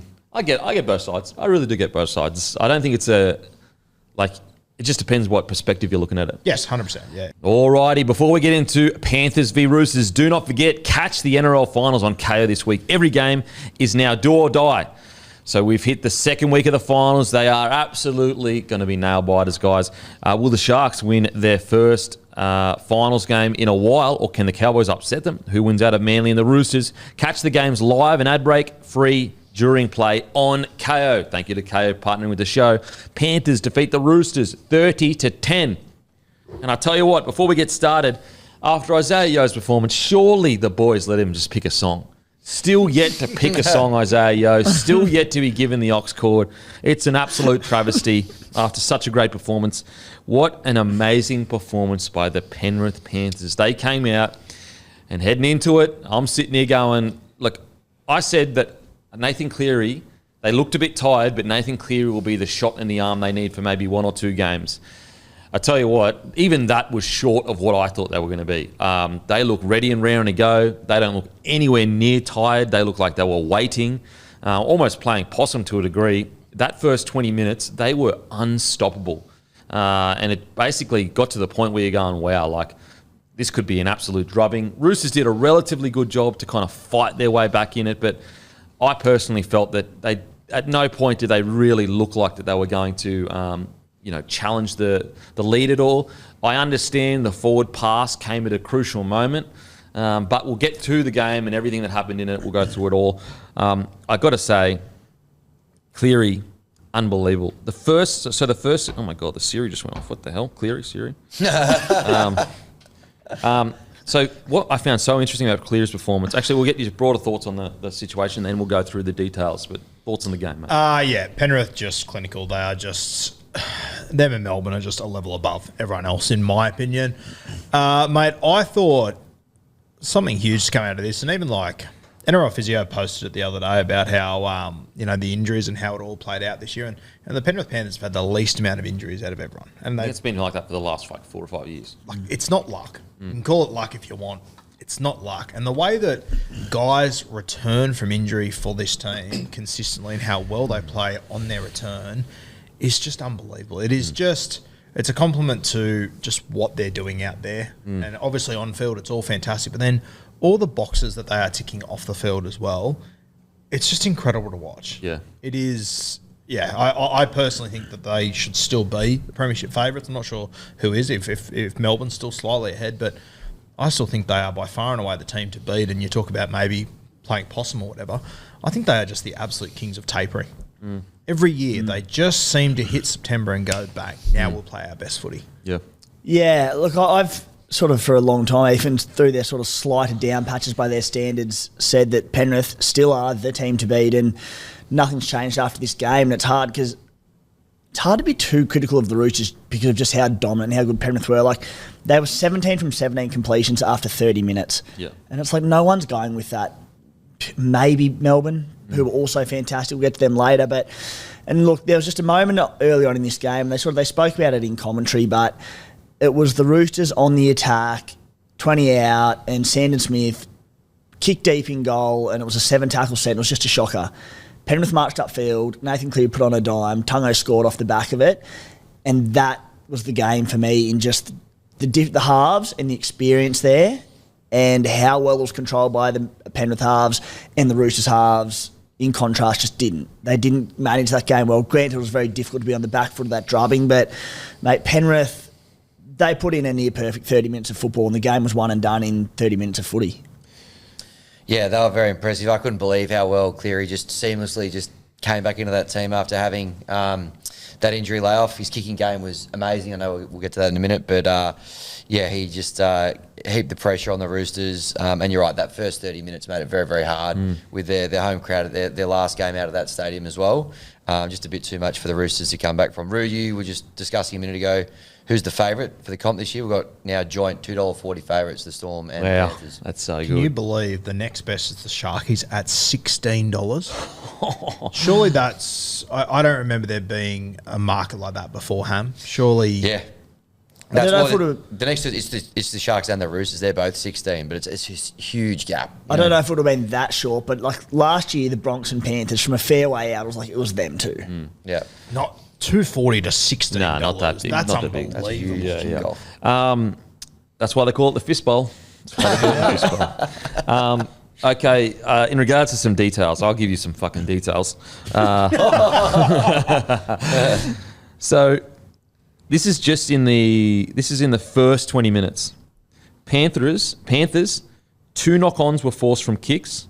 They got 2 repeat sets from kicks. The Roosters, they kicked twice. Both kicks were caught on the full, and 1 7-tackle set. That is the difference. Think about that. 2 knock-ons forced from kicks in the first 20 minutes, and obviously the tries, and 2 repeat sets compared to 2 catches on the full and a 7-tackle set. That is honestly that's not even Q Cup and NRL difference. That's like NRL and like local league difference. I'm not just suggesting that Sandon Smith is local league or Keary. What I'm saying is that's how far the distance is in standard of kicking. I understand there are other things that go with it, for sure, like, the field position, I get all that. But catches on the full and a 7-tackle set. By the end of the game, this is Panthers kicking game. 4 repeat sets, 2 knock-ons, and 2 tries, all from kicks. That was the difference. We spoke about it heading into the game of when we did our preview. I said Panthers, all they do, they just got to complete really high, and they know Cleary will kick the death out of the Roosters because the Roosters, unfortunately, they don't have a strong kicking game. Even with Sandon Smith, it's in their 20s kicking game is really strong. Obviously, their kicking game is better. Not Sandon Smith, with Sam Walker. Their kicking game is better with Sam Walker, but it's not on par with Cleary, and that's the difference. 4 repeat sets, 2 knock-ons, and 2 tries. They are just unstoppable, and you have to, as a team, somehow navigate this new rules of not being able to barely go anywhere near kickers and put pressure on Cleary. Because if you allow him, that's what he's going to give you. That's what he's going to give you. That kicking game from Cleary was a 10 out of 10, and obviously Luai was responsible, I think, for 2 of those repeat sets. And also, I think with the Roosters, we've been saying it for about 6 weeks now, we want to see an 80-minute performance from them. Guess what we got? Really poor first 20, decent probably 40 to 50, and then obviously got beaten in the last 10. Once again, the way you play throughout the season in your biggest games is how you're going to play. And we saw that with the Roosters. On top of that, another key stat. Guess how many metres more on average the Panthers had over the Roosters? 10 metres. 10 metres. That's not just like a little bit or whatever. That's not just we had a couple injuries in our halves. And Roosters forward pack is still one of the best forward packs on paper, and they got beaten by 10 metres per set on average. Dominance. Been saying it for weeks. The Roosters, I just don't think they're as ruthless as the Penrith Panthers. And for me, the big thing in this game was 3 times the Penrith Panthers, for me, when the Penrith Panthers get the ball in last and they kick it, they then go, okay, let's attack with our defence. You see most teams, they get up when they get the football. Penrith get up when they give the football away. They go, beautiful, let's fucking go at them here. And you look at the Roosters coming out of their own end. They just struggle. Coming out of their own end. Here's another key stat for you. 310 kick return meters compared to 87. Yeah, and you know what's got a lot to do with that? The fact that every time the Roosters kick the ball and go down there, half the time they let the Panthers return with a line break. Yeah. And it's that ruthless edge that this Roosters team just doesn't have. And I know they've got injuries, but they didn't have it before the injuries as well. That's what I was going to bring up later when we get deeper into the Roosters side of things. Granted, they're missing key players, but that performance, those key players wouldn't have made much of a difference in that first 20 minutes. Nope. They would have made a little bit of a difference. Maybe Sam Walker does a chip chase out of his own end, but a lot of that was their forwards getting dominated. And this is like, we've been saying it for weeks now, and I tipped them not to win another game a few weeks ago, and they beat South. And I had all these Roosters fans message me, go, "Oh, we dominated them except for the last 10 minutes." It's like, it's fucking finals footy. When you do this, you've been doing this for 26 weeks. Yeah. If you take out this little bit where we fell asleep, that's your problem. Well, Melbourne and Penrith don't fall asleep. The joy of that is, like, to your point, Guru, the Roosters won, 22 minutes gone. The next 58 minutes, the Roosters went on to win that 10-6 in a game that they lost 30-10 and were demolished. Yeah. And I love from the Penrith perspective that, you go all the way back to 2020, that grand final against the Storm, and they lost that game in the first 20 minutes. They actually nearly pulled it out of their arse and came back and won it, but essentially lost in the first 20. Since then, they've become the master of that first 20 minutes, and 4 tries in 22. And, it was compounded by the Roosters with, piggybacks, a lot of penalties, a lot of drop ball. But they've shown, we've seen time and time again, NRL games and finals games, they can be won and lost in 20 minutes. We've seen it too often. Yeah. And that's what was so concerning is heading into the Roosters. And I still think the Roosters are dangerous next game. I still think they've got a dangerous squad, but that squad should be putting together 80-minute performances. We talked about the Titans. I remember coming in here against the Titans, and I know there were Roosters fans who were a little bit pissy because I was like, yeah, you beat the Titans 40-22, but like, what's that 22 points doing there? It's the Titans. You should be belting them off the park. And what's so ironic about that is the Panthers beat them, 18-12? Yep. I'll cop the 18-12 over the 40-22 because the 18-12 is a slugfest. It's a grind. At least you're keeping them below a certain amount. Your attack will sort itself out in the long run. So anyway, the Roosters, I guess we'll talk about it while we're on the Roosters, the forward pass. Look, this is one of those ones where I know Roosters fans are probably going to be a bit pissy at me and pissed off for my opinion on this, but I have to be like, yes, it was forward. But in the heat of battle, with things happening really quickly, those calls, sometimes you get them and sometimes you don't. I'm actually okay with that being missed here or there. Granted, I understand in a perfect world, we need to reduce the amount of times that the refs makes a howler like that. I get it. You got the touchy, you got the ref. I get it. We should reduce it. However, when those things happen, and you're looking at that, go, oh, well, if we had got that forward pass, we would have gone up to 16 and then it would have been a battle. It's like, I just think you're nitpicking for reasons as to why you lost rather than looking at the broader kind of bird's eye view of like, look at everything else that you did wrong and looking at that one forward pass that sometimes you get them, sometimes you don't get them. It was a wrong call. What I'm surprised at, so much focus on that, but then on the other hand, Luke Keary should have 100% been sent to the bin for a professional foul. And so like, if you want to go and nitpick calls and say, oh, the ref absolutely dudded us and that's the reason why we lost, it's like, you got to be fair and go, Luke Keary absolutely should have been sent in the bin for 10 for a professional foul when they put, I think it was a kick that got through, then Nathan Cleary kind of got tackled and it bounced in the end goal. Cleary grabs the I think it was Henry or something, and then Keary grabs Henry and then Keary ends up grounding the ball in goal. Like if you want to go down that route of like looking at that one call, then you've got to do it for every call. And I think the Keary one's a bigger call than the forward pass one, in my opinion. I personally don't think that the forward pass was a defining moment. I think that, yes, it was the wrong call. But if you're looking for that as to why the Roosters lost, I just don't think it's true. Completely agree. It was the wrong call, 100%. But it would have changed the scoreline, not the game. Like, If the Roosters would have got a little bit closer, then I'll give you the hot tip what Ivan Cleary would have done. He would have put Leota and Fisher Harris on a little bit earlier and swung the momentum completely. What I don't get is like so focused on that, but you just conveniently forget Kiri should have been in the bin for 10. Man, you conceded 20 points in the opening 20 minutes in finals footy. What are we talking about? I was surprised. I was genuinely surprised when Robbo brought it up in the press conference. I get it from Robbo's perspective. He's under pressure and, it was the wrong call, but I don't think it helps pinpointing that. What do you reckon, Timmy? Yeah, echoing pretty much what you said there, Kempy, in that it was the wrong call. It was a Barry. Like, it wasn't even flat. It was back. It was backwards 100%. It was back. But we sit here each week with controversial calls and go, you know what? If it's in the heat of battle and it's a split-second decision like it was and they get it wrong, I can live with that. Yeah. We say that when it goes to the video ref and they look at it 10 times and they get such obvious ones wrong, that's the ones that I can't handle. It was a bad call, but it was a split-second call. You're going to get some wrong. Yeah. So, look, I'm okay with it. Yeah. Was a momentum killer. If that goes on, it's 24-16, still half an hour to play. See, I don't, because then you go, okay, if you want to choose that as a momentum killer, Yep. What momentum would have been killed if Kiri went 10 in the bin? Agree. You know what I'm saying? Yep. Do we all agree that Kiri should have been sent 10 in the bin for Definitely. professional Yeah, foul? without a doubt. Yeah. So that's probably the square up. That's what I'm saying. Yeah. Like, if you want to say that was a momentum killer, Yep. then Penrith can go, I'll tell you what's a momentum killer. Your key player should have been in the bin for 10. Yeah, that's fair. Yep. I think when you look at those two situations, the Roosters have come out on top. That's Should be fucking thankful. That's what I'm saying. And I know Roosters fan, you're passionate, you're devastated, it's your loss, you're pissed off.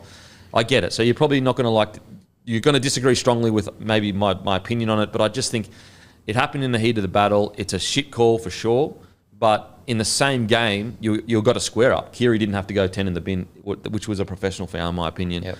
But I see what you're saying. Like, if you just don't think about the Kiri one, the game does go to 24-16, Yep. and it does become a bit of a battle. Yep. Oh, if I'm a Roosters fan, I'm absolutely pissed off about it. For sure. It I get it. sucks. Yeah, Your season's I get on it. the line, but we see shit happen every week. There's And you got your square up. If you're being honest, like the Kiri one, you should have been 10. I don't understand how that wasn't 10 in the bin. I would love to hear the referee's explanation. Now, you kind of heard the ref talk about something along the lines of hit someone's knees or something, and he might not have got there, therefore it wasn't a professional foul. Look, I understand your frustration, Roosters fans. I get it. In a perfect world, not even in a perfect world, in just a good world, that would be the right call. But I personally think that the Roosters just, even if they get that call and they score that try, I still think the Panthers just go on with it. I hate to say it, but if Galvin did that and they were down by 20, what happens? He's going to the bin. Yeah. There's no questions about it. Yeah, it's bizarre. Good point. And look, I know that the Roosters fans will be sitting there going, hang on a sec, we've had players sent to the bin because they've got reputations for being super aggressive, and any time we even get near someone's head, I'm not suggesting Roosters don't get bad calls. You get bad calls for sure, but I just don't think that. I think that focusing in on that is not doing justice to all the other things that happen in the game. But anyway, we'll talk about the Roosters, then we'll get to the Panthers then, because while we're on the Roosters. Although heading into this game, Robbo, he's got some key players missing, and nearly any other club with those key players missing, we would just completely write off. And so, that shows you how strong the Roosters' depth is. I still was quite surprised that their forward pack got so dominated by a pack on paper that is on par together. I was quite surprised at just how physically dominated they got.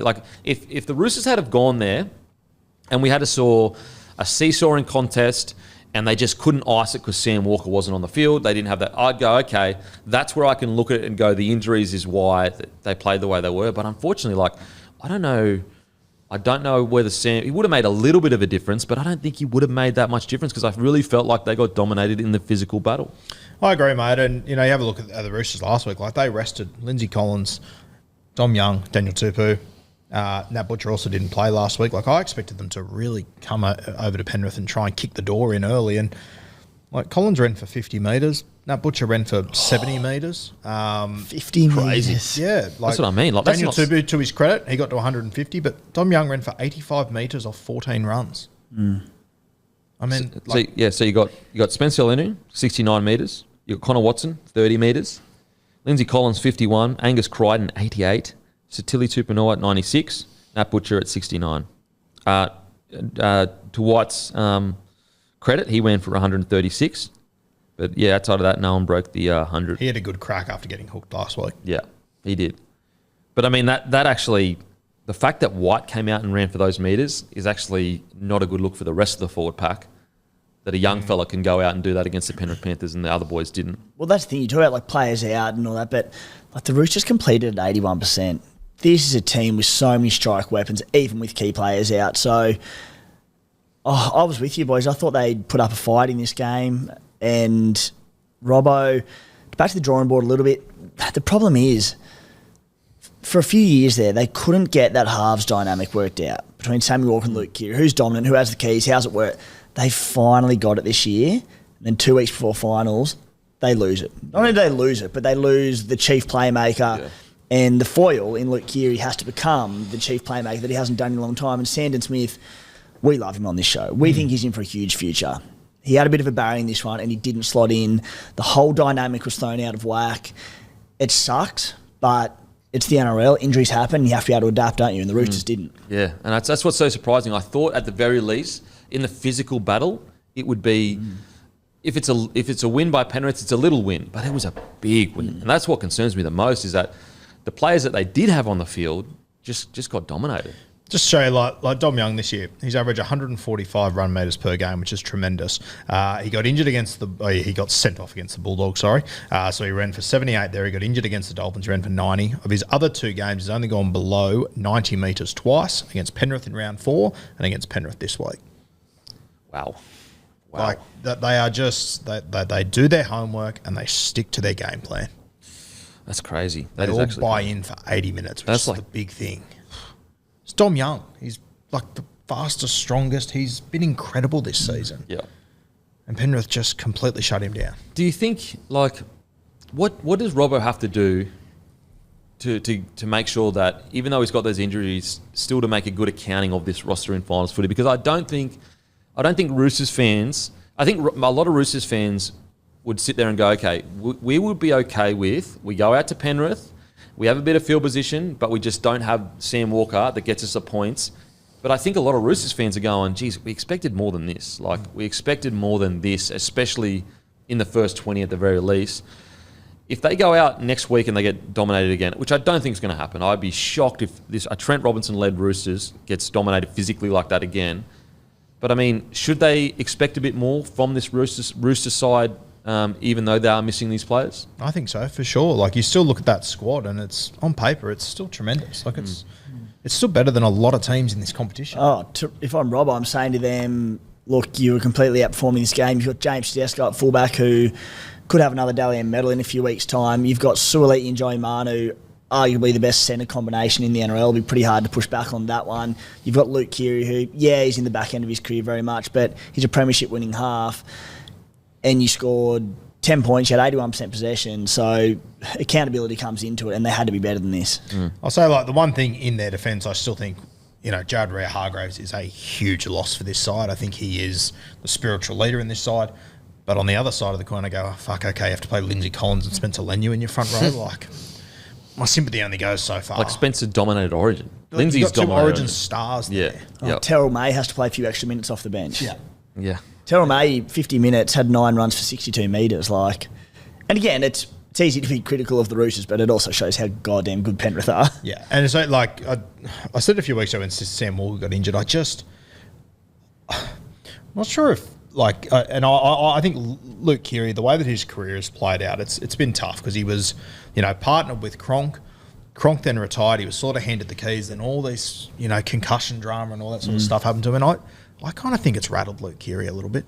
What, the head stuff? The head stuff into the keys are yours, here's the team, and then all of a sudden you got this teenager who comes in who plays just such an unorthodox brand of footy.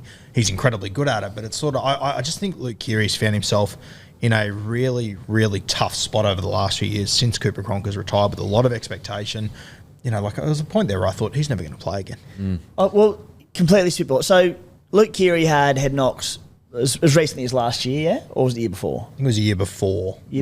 But yeah. Completely spitballing, and tell me if I'm wrong, but I feel like Luke Keary, for a good period there, was arguably the best half in the competition at digging into the line deep and isolating his back rower on the half. It was unbelievable. Like the combination he'd have with like Angus Crichton was second to none. That hasn't been there for 2 years. And do you think the head knocks, as you said, you might have rattled him a bit, he's just not playing as deep into the line because of that fear of copying a whack? I know we're never going to have a correct answer, but the timelines add up. I think it hasn't. I don't blame him for that at all. Yeah, I think it's a mixture of that. I think to a degree that there's got to be some self-preservation there.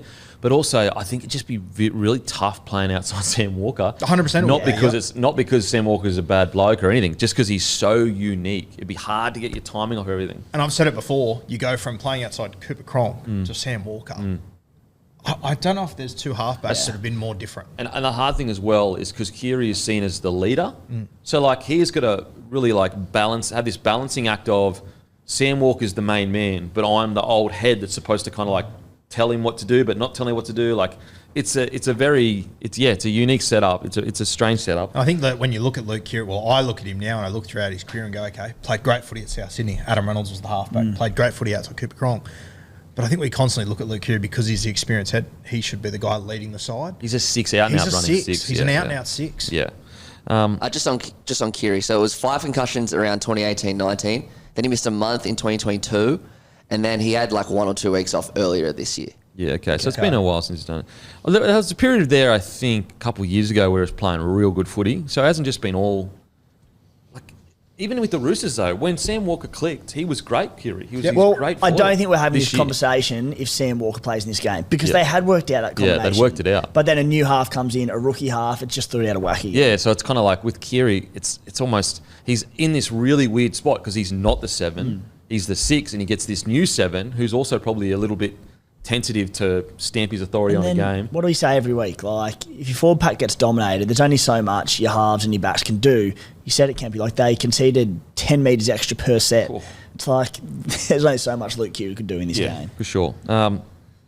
Yeah, but as I said, the most surprising thing was the physical battle.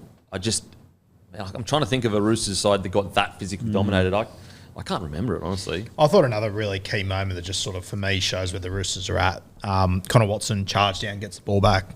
Nathan Cleary comes up with this tremendous play. I think 6 weeks ago if that happens, whoever's at dummy half knows Sam Walker gets the fucking football. Yeah, just get it to him. Wong stands up, looks around. I love Wong, as you all know. He's like a son to me. But that's the moment there where you need Keary, your experienced ball player. I need the ball in my hands right now. If that happens to Penrith, there's not a hope in hell Nath or Jerome do not get the ball. The ball just had to go to someone. Had to go to anyone. Anyone. Had to go to a strike player in that moment. Yeah. And that's where I think if Sammy's out there, he gets that ball in that moment. Look, I thought Teddy fought hard. I thought he fought as hard as he could, did as much as he could against a forward pack that was going backwards, that wasn't really getting much, much leeway through the middle there. I thought Teddy fought his heart out. I thought that, he really probably was the guy that if they were to lead back into the game, it was all on his back. He had a try assist, he had 22 runs, 171 metres, 5 tackle breaks, a line break assist. That's what I always love about Teddy is that, like, whether they are really struggling or going really well, he is always fighting. He's always fighting to try and win. He's a competitor till the last minute of a game. Yeah, he's a goer. And I don't know, like, going back to our conversation before, if you maybe look to bring in a KP or someone, like, could you finish Teddy's career maybe jumping out and playing 5'8" outside? Sam Walker or someone? Yeah, I mean, look, it'd be interesting to see what he is. I mean, Teddy's best thing is his running game, right? You want Sam Walker to run the show, him have the keys. 100% you could. I reckon it'd be a great play for them. I mean, you don't need to move Teddy from fullback, obviously. Again, as you said, could win another Dally M soon. We'll probably win the Player of the Year for the Roosters. Will that be 6 or 7 years this year? But the argument is there. He definitely could play as 5'8" because he basically plays just a sweeper off Sammy Walker anyway. Yeah. Not that much would change. Yeah. It'd just be his frontline defence, like what would it be like? But I just wanted to give him a shout out because, like, that just shows you how great this bloke is. Goes out to Penrith putting together nearly the perfect game, and he still has impact. Like, there's not many players to ever play the game that can go out and get completely dominated and still have impact in the game. Well, they essentially had 2 attacking moments in this game, and it was Teddy's try assist for he set up Suoliti, and then the try where he went himself later on in the game. Both off Tedesco. Yeah, I know, last year a lot of people wanted to count Teddy out, but this is why he's one of the greatest fullbacks of all time.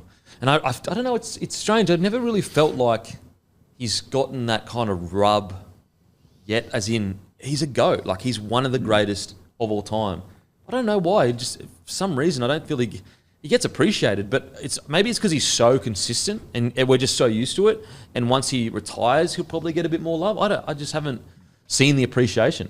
I think with Teddy, after he won those 2 comps, he was incredible. He was, then New South Wales got a little bit shaky, and I think that sort of impacted that conversation a little bit. The timing of that, I personally think that had an impact on it. But you look through his career and what he's done, and without trying to hurt Hammy over there, if you would have given him an injury-free run for the first 5 years, he was almost the best player in the comp, playing in the worst team in the comp. Yep. Well, he had one of his best statistical years ever at the Tigers. Yep. 2017. Yeah, it's crazy. And so, Teddy, for me, incredible stuff. Alrighty, onto the Panthers. We've already spoken about some of the details in their kicking game. It was just seriously an absolutely clinical performance, but just little details. Okay, so in the first set, Cleary decides to run it. And it's why would Cleary do that? And you think about it, and look, maybe I'm reading too far into it, but for me personally, it's he runs it in the first set to keep the wingers up. So the wingers, for the rest of the game, have to go, shit, I have to keep it in mind that he might run it. Because it was out of nowhere, and you have to assume they've been so diligent in their game plan that they want to make sure that the wingers always go, there is a chance that Cleary will win it. So first set, he runs it. His first kick, he gets a result, compared to obviously the Roosters caught on the full. The first try, and again, I don't know if this was just a coincidence, but they just kept dropping off through the middle. Literally, it was almost boring. They get a 6 again, and then every play is side to side. And I just wonder whether that is a tactic for them to just go, what we do is when we get in the 20 metres, we just drop under. We try to find that 6 again. As soon as we nail that, we get that 6 again, we just continue to sprint it because their defence is so compact from all the dropping off. But look, maybe it was a coincidence, but that's exactly what happened. They are just an absolute well-oiled machine, and every single person knows exactly what they need to do every minute of the game. It's an incredible thing to watch. Yeah, and I mean, even when they have injuries and stuff, mate, you bring players from outside this squad and they all know their role as well. Just nothing changes. Yeah. It's honestly incredible, absolutely incredible. Another thing I wanted to point out, and we can get further into this because you've already spoken about this, but Fisher Harris and Leota, I reckon one of the most underrated. This is going to sound so silly, so bear with me, but their secret weapon is their timing on their catch when they actually make their run in attack. And what I mean by that is by the time they hit the ball off their run off Mitch Kenny, they are at full speed. How often do you see, even in that same game, front rowers getting the ball and they're they're jogging or they're crabbing across field or they're not at full momentum? The amount of times Leota and Fisher Harris, they get the ball and they just beeline. And I just think it's an underrated part of the Panthers game. Their timing on their catch to make sure that they catch it and keep their momentum going. That's what their roll-on was all about. Liam Martin was coming from the back fence. Well, if you're... One of the first things you taught in footy, it's I was going to say, as a forward, I certainly was not a forward, but it's catching the ball on the advantage line. Yeah. And it's just, as you said, basically the flatter the better off your dummy half, because if you do that and you catch it flat as opposed to a metre or two behind, it might be 0.3 of a second, it might be 0.6 of a second, but that is 0.6 of a second less that the defence have time to react. And they're on the back foot and they're passive, and you get the quick play of the ball, you get the roll on, which Penrith always have. So to your point, statistically, I don't know what it looks like. They probably do it better than anyone in the competition. Mate, every time. And then you watch the Roosters and they'd be getting the ball behind the advantage line, which would give the Panthers time to get to the advantage line. And then I was watching other games that weekend, and the amount of teams that, they would, if you don't get to that advantage line and be willing to have that brave run where you're just if I get shot, I get shot, the whole set, you'll just keep getting dominated. Yeah. Keep getting dominated. And as Tim just said, whether, 0.6 of a second doesn't sound like much. You get to the end of the set and it's 3 seconds. It's enormous. And also, if you win that first play of the ball, they're on the back foot every single time. And I just thought Leota and Fisher-Harris, they just cannonballed into the line. No self-preservation, full speed. If you got basically a brave line where if you're going to shot us, you're going to shot us, but we're going all the way.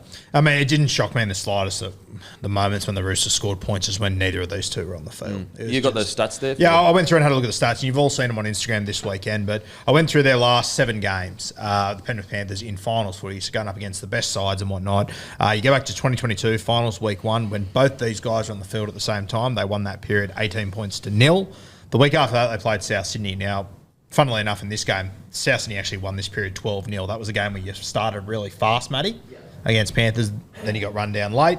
After that, the grand final against the Eels, they won that period of time 16-0 when both of them were on the field. 2023 finals week 1 against the Warriors, won that period 18 points to 0. Against the Storm the week after, 12 points to 4. And then the Broncos in the grand final, 18 points to 6. And Ezra Mam scored a try pretty much as Fish subbed on. So it was pretty close to 18-0 in the grand final there. And then the other night, 26 points to 0 when both of them were on the field. Overall, their last 7 games, that's 108 points to 22. An average of 15 points to 3 when these guys are on the field. Wow. Far out. Like they are, we said at the grand final last year, the more I think about it, the more I agree. Like I think they are the greatest front row combination we've seen. Yeah, if you want to split them up and compare them individually, maybe you could look for other, but as a combo, we have rose-coloured glasses in some of the biggest combos. Obviously you got your Petros, your Webbs, all that kind of stuff, but it's hard to argue against Fish and Leota. It really is, especially when you throw in the context of, they've also gone and done it for the Kiwis against the Kangaroos. Is there a bigger challenge? In the most dominant final win of all time for the Kiwis over the Kangaroos. Yeah. And when you look at that pack as well for the Kangaroos, it was unbelievable. Statistically, you'll find better ones, but results-based, which at the end of the day, you always say it, Roo, results what matters, not stats. And they have the best results out of any front row combination of all time. I mean, they'd have to, wouldn't they? And I think the most impressive thing about these two is that, they're not 30, 31 years old at their peak right now. When they started winning comps, they were kids learning how to fucking handle themselves. Yep. I think you forget, you go back to that 2020 grand final, and the main front row forward in the team was James Tarmow. At the end of the season, they went, we're good. You're our most experienced player, you can go. Incredible. Their ability also, their role that they play it to a T every game. You never see them get outside what they need to do for their team. It's selfless. Even little things like Fish, you see Fisher-Harris, he'll get a little half break. And a lot of other forwards will be thinking about sick, I might be able to break the line here, or I might be able to get an offload, or they can see the try line even. Whereas immediately Fish is, boom, straight to his front. He's not thinking about what's great for him. He's not thinking about, the fun part of rugby league, which is I get to go an extra 10 post-contact meters. He's going, boom, straight to my front, because those 4 or 5 post-contact meters that I would have got that would have been great for me, it is actually going to slow, because what will happen is it gives the opposition time to get their hooks in, to wrestle me to the ground, and then they get time to get back. It actually, the next person up gets the win. So, mate, they're such a pleasure to watch. And at the very least, they are one of the greatest combinations in the front row we have ever seen, bar none. At the very least, one of the greatest, in my opinion. And if they win this grand final again and they're dominant, which I'm sure they will be, I think it kind of ends the conversation. It probably does. If they win it this year, it's over. Conversation. And once again, Webke, Seven Asiva, some of the greatest front rowers we've ever seen, absolute champions. But I think nostalgia plays a huge role in that when you're comparing him to these guys. You look at, I sort of sat there and went, Petro and Webke as a front row pairing, they went to 2 grand finals. That's a pretty good knock. Seven Asiva wasn't in the 2000 team. I think we forget, and we just underappreciate, these two have been to 4 grand finals in a row. They're 80 minutes away from a 5th in a row. It's insane. Yeah. And in the meantime, they've lost James Tarmow, they've lost Spencer Leniu, they've lost the supporting acts around them. Well, then you add in the test final, and you go, you've got to take out the argument of, Penrith system, gun team, well coached, because they've gone and done it as huge underdogs and won 30-0 in a final, Pacific Nations final. Any one man of the match, Fish one man of the match in that forward pack. And you have a look at their last 3 grand finals they've won. For me, beating the South Sydney Rabbitohs, who didn't have the greatest forward pack of all time, but Wayne always gets the best out of forwards. Yeah, dominate them. That Parramatta forward pack 2 years ago, that was why that was their chance to win the grand final, because of that forward pack. Dust them, and then Payne Haas, Pat Carrigan last year. It was the closest our forward pack got to matching it with them. Bloody oath and it they was. still won. Yeah. I tell you what, I don't want to get too far ahead of ourselves, but if that is the grand final, Storm and Penrith, I can't wait to see what Bellyache's got in store just to counteract that forward pack. Oh. He'll have something. He's already done it this year. He's beaten them, but it's like, I can't wait. But if we get to the end of that grand final and you go, oh shit, Bellamy actually didn't have something to counteract that, I'll be like, of course he fucking didn't. Yeah, because like this Penrith side, they keep disproving what should happen. Like each year, they shouldn't be up for it again. And each year, they should be tired. They should be battered, but they just keep disproving it. Just quickly, Liam Martin was incredible. Isaiah Yeo, incredible. I want to read you these stats, and you would have thought Barry Crocker. Try assist, which is obviously good, but 2 runs, 9 metres, 0 post contact, 0 tackle breaks, 1 line break assist, 45 tackles, 10 misses. So you would look at that and go, fuck, that's a Barry. It's Mitch Kenny. And what is so good about his role as a player, and why we always talk about not every missed tackle is equal, is because he's all about line speed. All those meterages we just spoke about in regards to the forward pack of the Roosters, a lot of that has to do with guys like Mitch Kenny leading the line speed, getting up so they make no advantage meters. The equivalent of him is, and I'm not saying they're exact same defenders, but it's Reid Marnie at the Bulldogs, who might have been second or third best defensive side in the competition, but Reid Marnie, he nearly tops the missed tackle count each year in the NRL, but he sets the line speed. He gets up. He's a smaller body. He might miss him. It doesn't mean he's a bad defender, but that's their role. Well, he could do the easy thing, which is not get line speed, catch and just, whatever, but he's not. He's getting line speed. He might hit and then fall off, but once he's hit him, he's stopped them, everyone else comes in and wins the wrestle. Could you imagine if the Tigers next year had to replace Appy? How on earth would they do it? Yeah. This team lost him 2 years ago. Mitch Kenny's come in. I reckon Mitch Kenny's probably one of my worst takes of all fucking time. I just didn't think he was capable of doing what he was doing. I didn't think he could be an 80-minute guy. I didn't think he had the creativity. 3 years ago when you watch Mitch Kenny, him passing at dummy half looked like he was throwing watermelons. The way he has improved over the last few years has been incredible. Well, he's the perfect testament to the Penrith system. Bloody oath he believed in it, they believed in him, and he's now, at least two premierships. Yeah. And he might be in another grand final. Just incredible. I thought Martin's aggressive nature, you look at his stats and you go, yeah, didn't have the biggest game, but you actually watch the game and he was everywhere. Yeah, he just epitomises everything that is the Penrith Panthers, Liam Martin. Anything else, mate? Well, just speaking about systems before, we spoke about him in the team of the week. Luke Garner, I thought, just kind of like slipping in at a moment's notice, 2 tries, great game, just knew what his role was, did it very well. They're very lucky in that regard. They've just got such great depth everywhere. Pretty much if anyone goes down, there's somebody who knows what the role of that position on the field is, and they can just slip in and do it really well. I thought he was really good. I thought the other one was fantastic, mate. Lindsay Smith coming off the bench. He played 47 minutes, 94 run meters. He made 51 tackles. He only missed 1. It's insane. And again, there's certain guys in this squad that are defense. Their job is defense. And there's certain other guys where their job is attack. Like for example, if you're an outside back at the Penrith Panthers, your job is to run for 150 to 200 metres. Like that's your job. And then you've got guys like Mitch Kenny it's your job to just tackle your ass off. Be the best defensive player you can be. Guys like Lindsay Smith as well. I can't wait to see in the off-season when Fish leaves, Ivan's going to throw a jersey in the middle of Lindsay Smith and Liam Henry and just go, whoever can tear the walls down can have it. Yep. I thought Dylan Edwards was he back to his best? No, but looked much better. And just that line break that he made, that if you could make the argument that maybe the Roosters were coming back a little bit and then Edwards makes that massive line break and he's basically like out of gas as he's running. His technique's all over the place, but he is just purely willpower continuing to, make meters. I thought Dylan Edwards was great.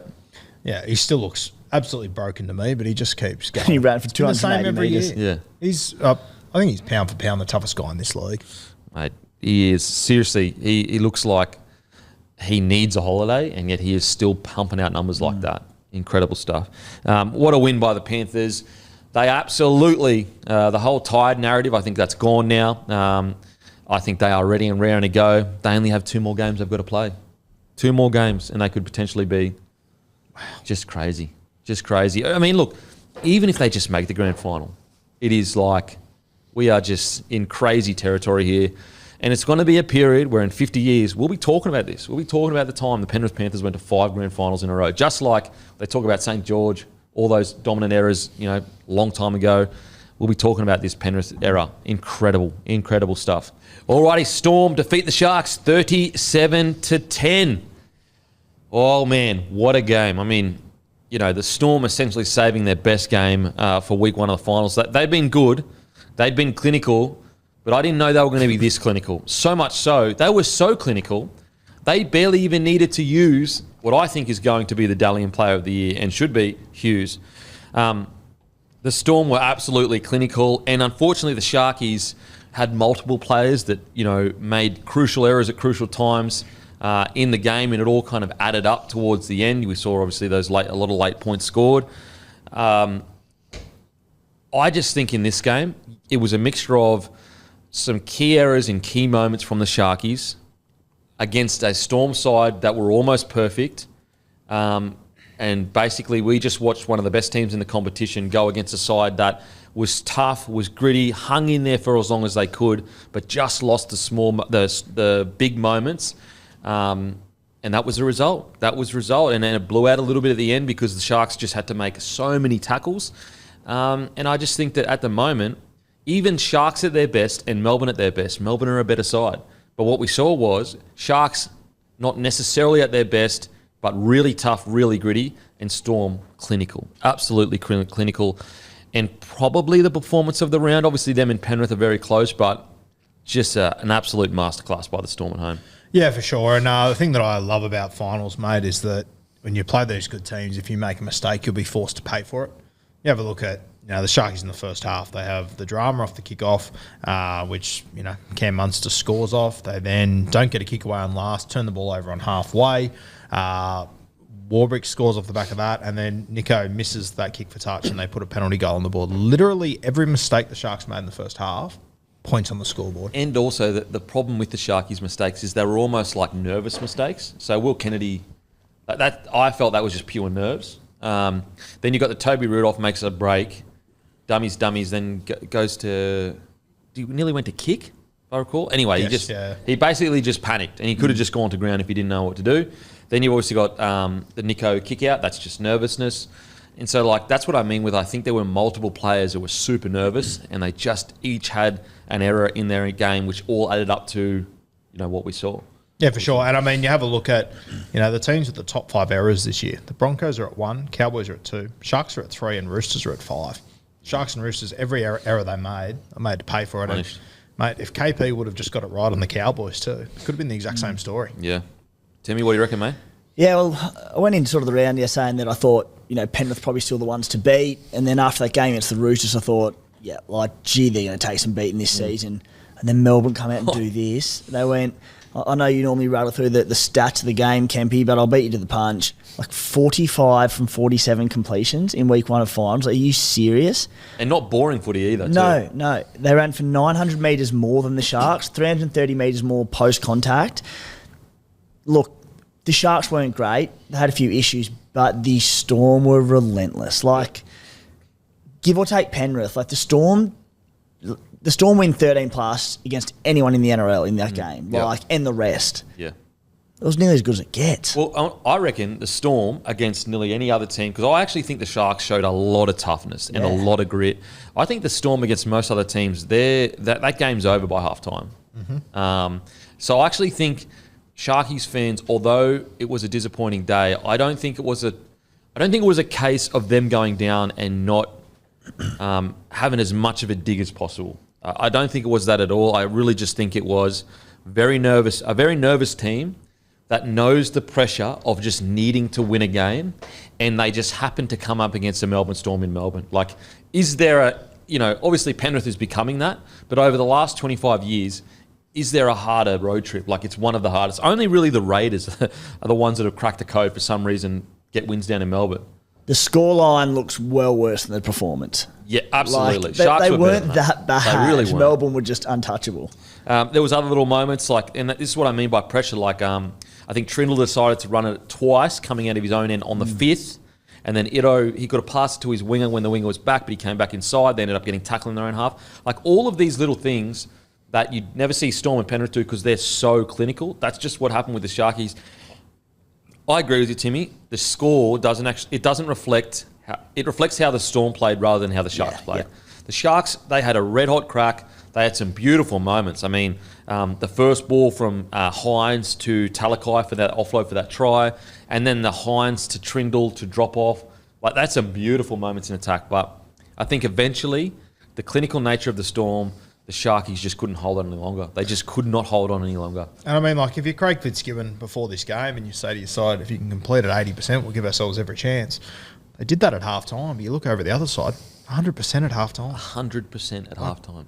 What are you meant to do? With a spine like that too. Like, again, we're not talking about 100% at halftime with a team that's playing really boring footy, so that's why they did it. We're talking about a team that is testing you constantly. And as you said before, mate, like, the Melbourne Storm sort of did it without needing to use Jerome Hughes that much. They also didn't use their Clive Churchill medalist Ryan Pappenhausen all that much either. Mental. It was Munster just like, I'm up for a big one. Yeah. I'm up for a big one. Let's add another one. Like, one of the concerns coming into the season for the Storm, like we were saying, all right, can they win a comp? Do they have the middles? Do they have the pack? The Sharks didn't have a forward run for over 91 metres. The Storm had 4 players over 100 in their pack. Like, they were just worlds apart. Yeah. 2 of them over 200 as well. Incredible. Yeah. Incredible. And I think this where it differs for me with the Sharks and the Roosters is on paper, you could kind of see that from that Sharks forward pack. You know, respectfully, compared to the Roosters on paper, like, this is still a side that, you know, it's improving each year. It's got a long way to go. And that's where I think the Roosters was probably a little bit more surprising because we're talking about internationals, we're talking about origin players. You look at this pack, especially in the middle, you got Toby Rudolph and Kaufusi starting. Really good NRL players, but they're not playing Origin at the moment, or they're not playing. I think Kaufusi has played a little bit of international footy. Yep. But yeah, they're not at the tippity top of their position. We'll talk about Storm first, and then we'll get into the Sharkies. But your thoughts on the game, Hammy? Yeah, well, it was, you know, a little bit of the scoreboard was nice and close till half time, but I don't know, it was just, you guys have summed it up pretty well. Just the class of the Storm in the end ended up getting a bit of a roll on, and yeah, I mean, they're now the joint outright favourites for a reason as we approach Fist Bowl this weekend. Greatest name all time. They're clearly the best teams, and it really showed. I mean, very tough ask going down there, as we said, you know, in the green room before. They've only lost, one game there in 3 seasons. Things are coming together for the Storm at the right time. Munster getting into his work as we hit the finals as well that's a really good sign for Storm fans. I'm just curious, Hammy, how would you present the trophy for Fist Bowl? Jeez. Can we answer that question in this time slot? It's a great question. What a win!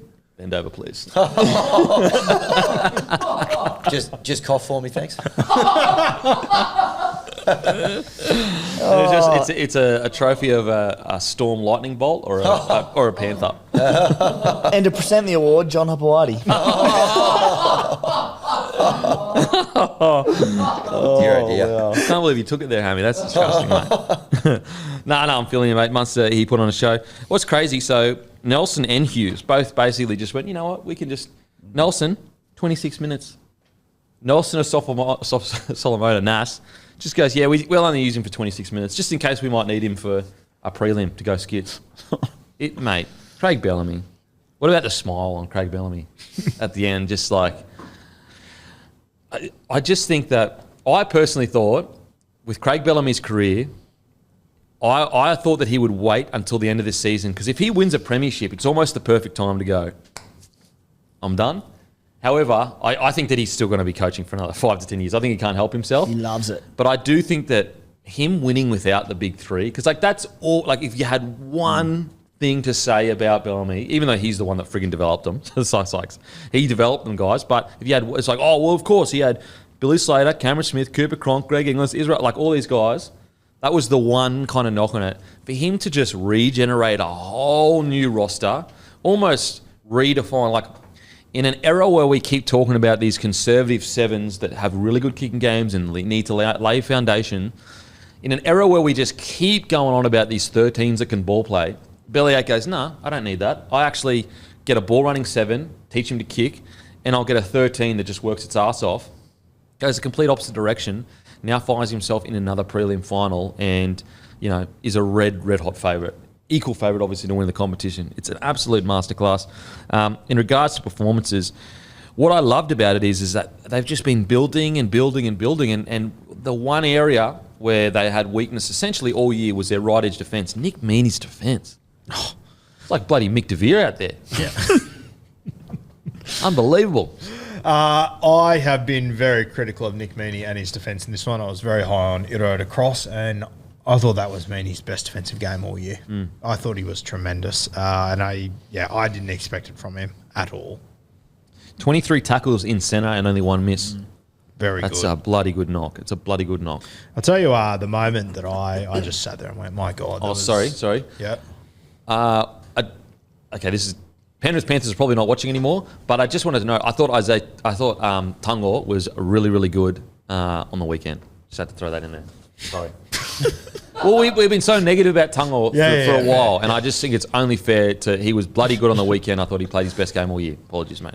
I was hoping for some more fisting rhetoric, but can't win them all. I thought that play at the end of the game, not the end of the game, about 20 minutes to go, where Mulatalo, I reckon he was 3 steps out of position, and Jerome Hughes puts that kick over the top. It made him look like he was in a different postcode. Yeah. It's just, as we keep saying it, but just the way that they make you pay for your mistakes is just unbelievable. Yeah. You basically just can't give them field position. You can't give them anything. And then even if you do, they'll still they'll make a line break, half coming out of their own end. So I thought Nick Meaney, even little things, like a guy like Jack Howarth, who came down to the club, unsure what's happening in the last few years.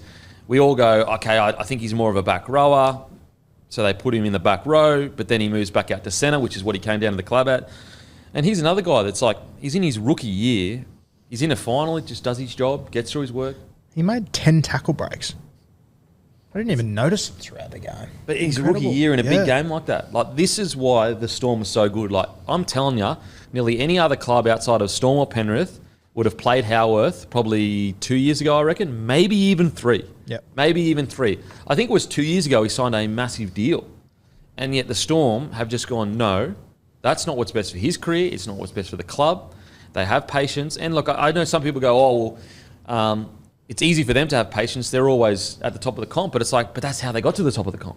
By making sure that players have earned the jersey and earned the right to play in the side. Warbrick was exactly the same. I remember, 2.5 years ago, shout out to my Supercoach draft team, had him on the bench in my little stash, and I'm sitting there watching him in Q Cup going, has Craig Bellamy got his eyes painted on? Why isn't he picking this guy? Yep. Waits until the perfect moment, brings him in, and he's been tremendous this year. He's a genuine weapon. Like, it's so much so, and granted, Coates has come back from injury, but like, it's almost like Coates can afford to just chill for a little bit and get back into his work, because Warbrick's turned into a bloody weapon on the edge there. On top of that, like, poor old Grant Anderson can't make the side. He was one of the form outside backs of the comp a month ago. That's crazy, eh? That is just absolutely mental. I loved, first of all, just quietly, can we get Matty Johns commentating? Yeah. Oh. That was one of my notes from this one. You know what it reminded me the most? Like, it brought me back to early 2000 commentary of like hearing Rabs commentate. That's how quality it was. Yep. Surely, like, Fox, what are you going to pay him? Just pay him. Get him in that commentary. And you know what? The beauty of it is that, like, you only want him to say 8 sentences.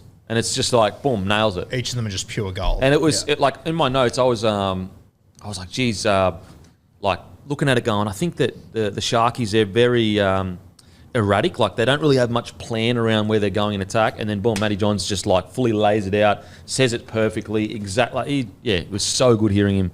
It's a bit like that time up at the Caxton with us, Let it go. That's what you get for dogging your mates, Timmy. Oh, Jesus. They had a nice shirt. Yeah. 2 years later.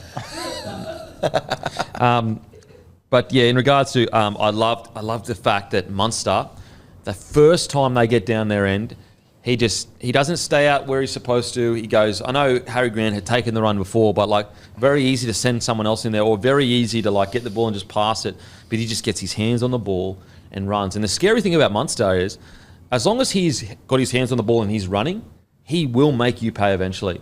And that's what he was doing on the weekend. He had his hands on the ball constantly. With that opening try from dummy half, I watched it over and over and over again, trying to be critical of the defence. And like, I think it was a bad read from Toby Rudolph, and he should have done better. But I'm also sitting there going, what is he supposed if to I'm do? in that position and you're turning a soft Solomona under, and it's Munster in dummy half who's never in dummy half and doing the big unders, I'm like, you know, you can almost let him off going.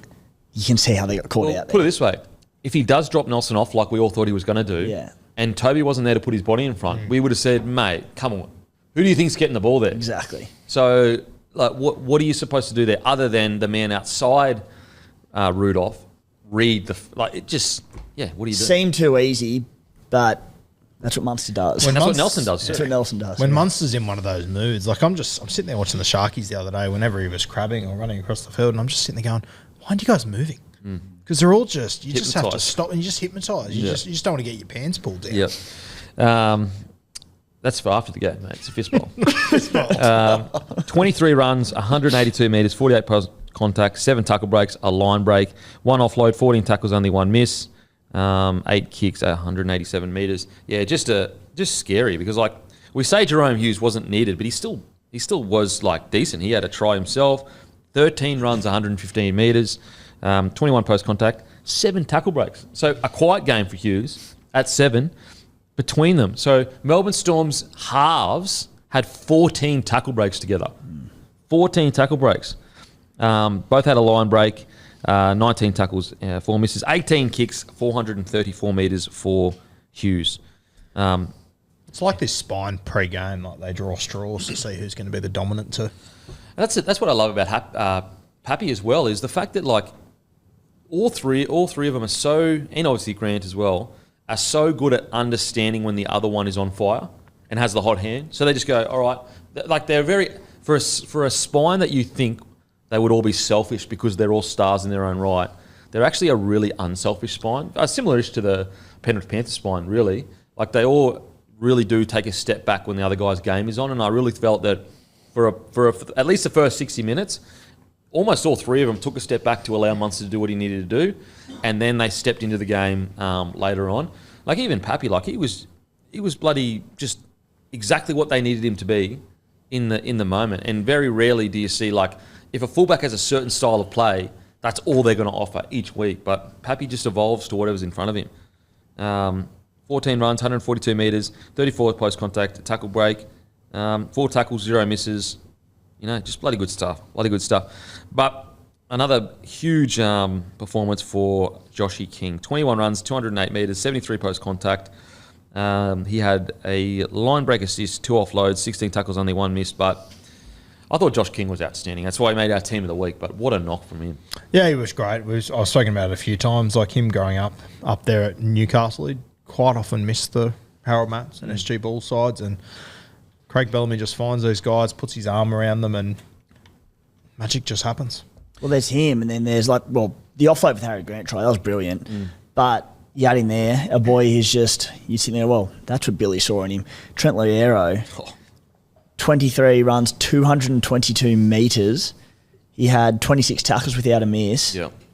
Well, that's what Billy picked up on. Yeah, absolutely. And that's week 1 of finals. Like early in the year, I saw a lot of Storm fans very negative on Trent Loiero. And I remember one of the games where they had a few players out, and he didn't have the best game, but it was because he was trying too hard. Because I think he felt the need to step up because the boys weren't playing.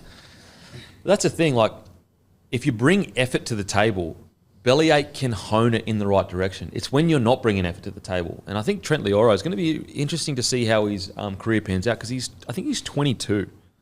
Like, you're punching out those kind of numbers as 22 lock.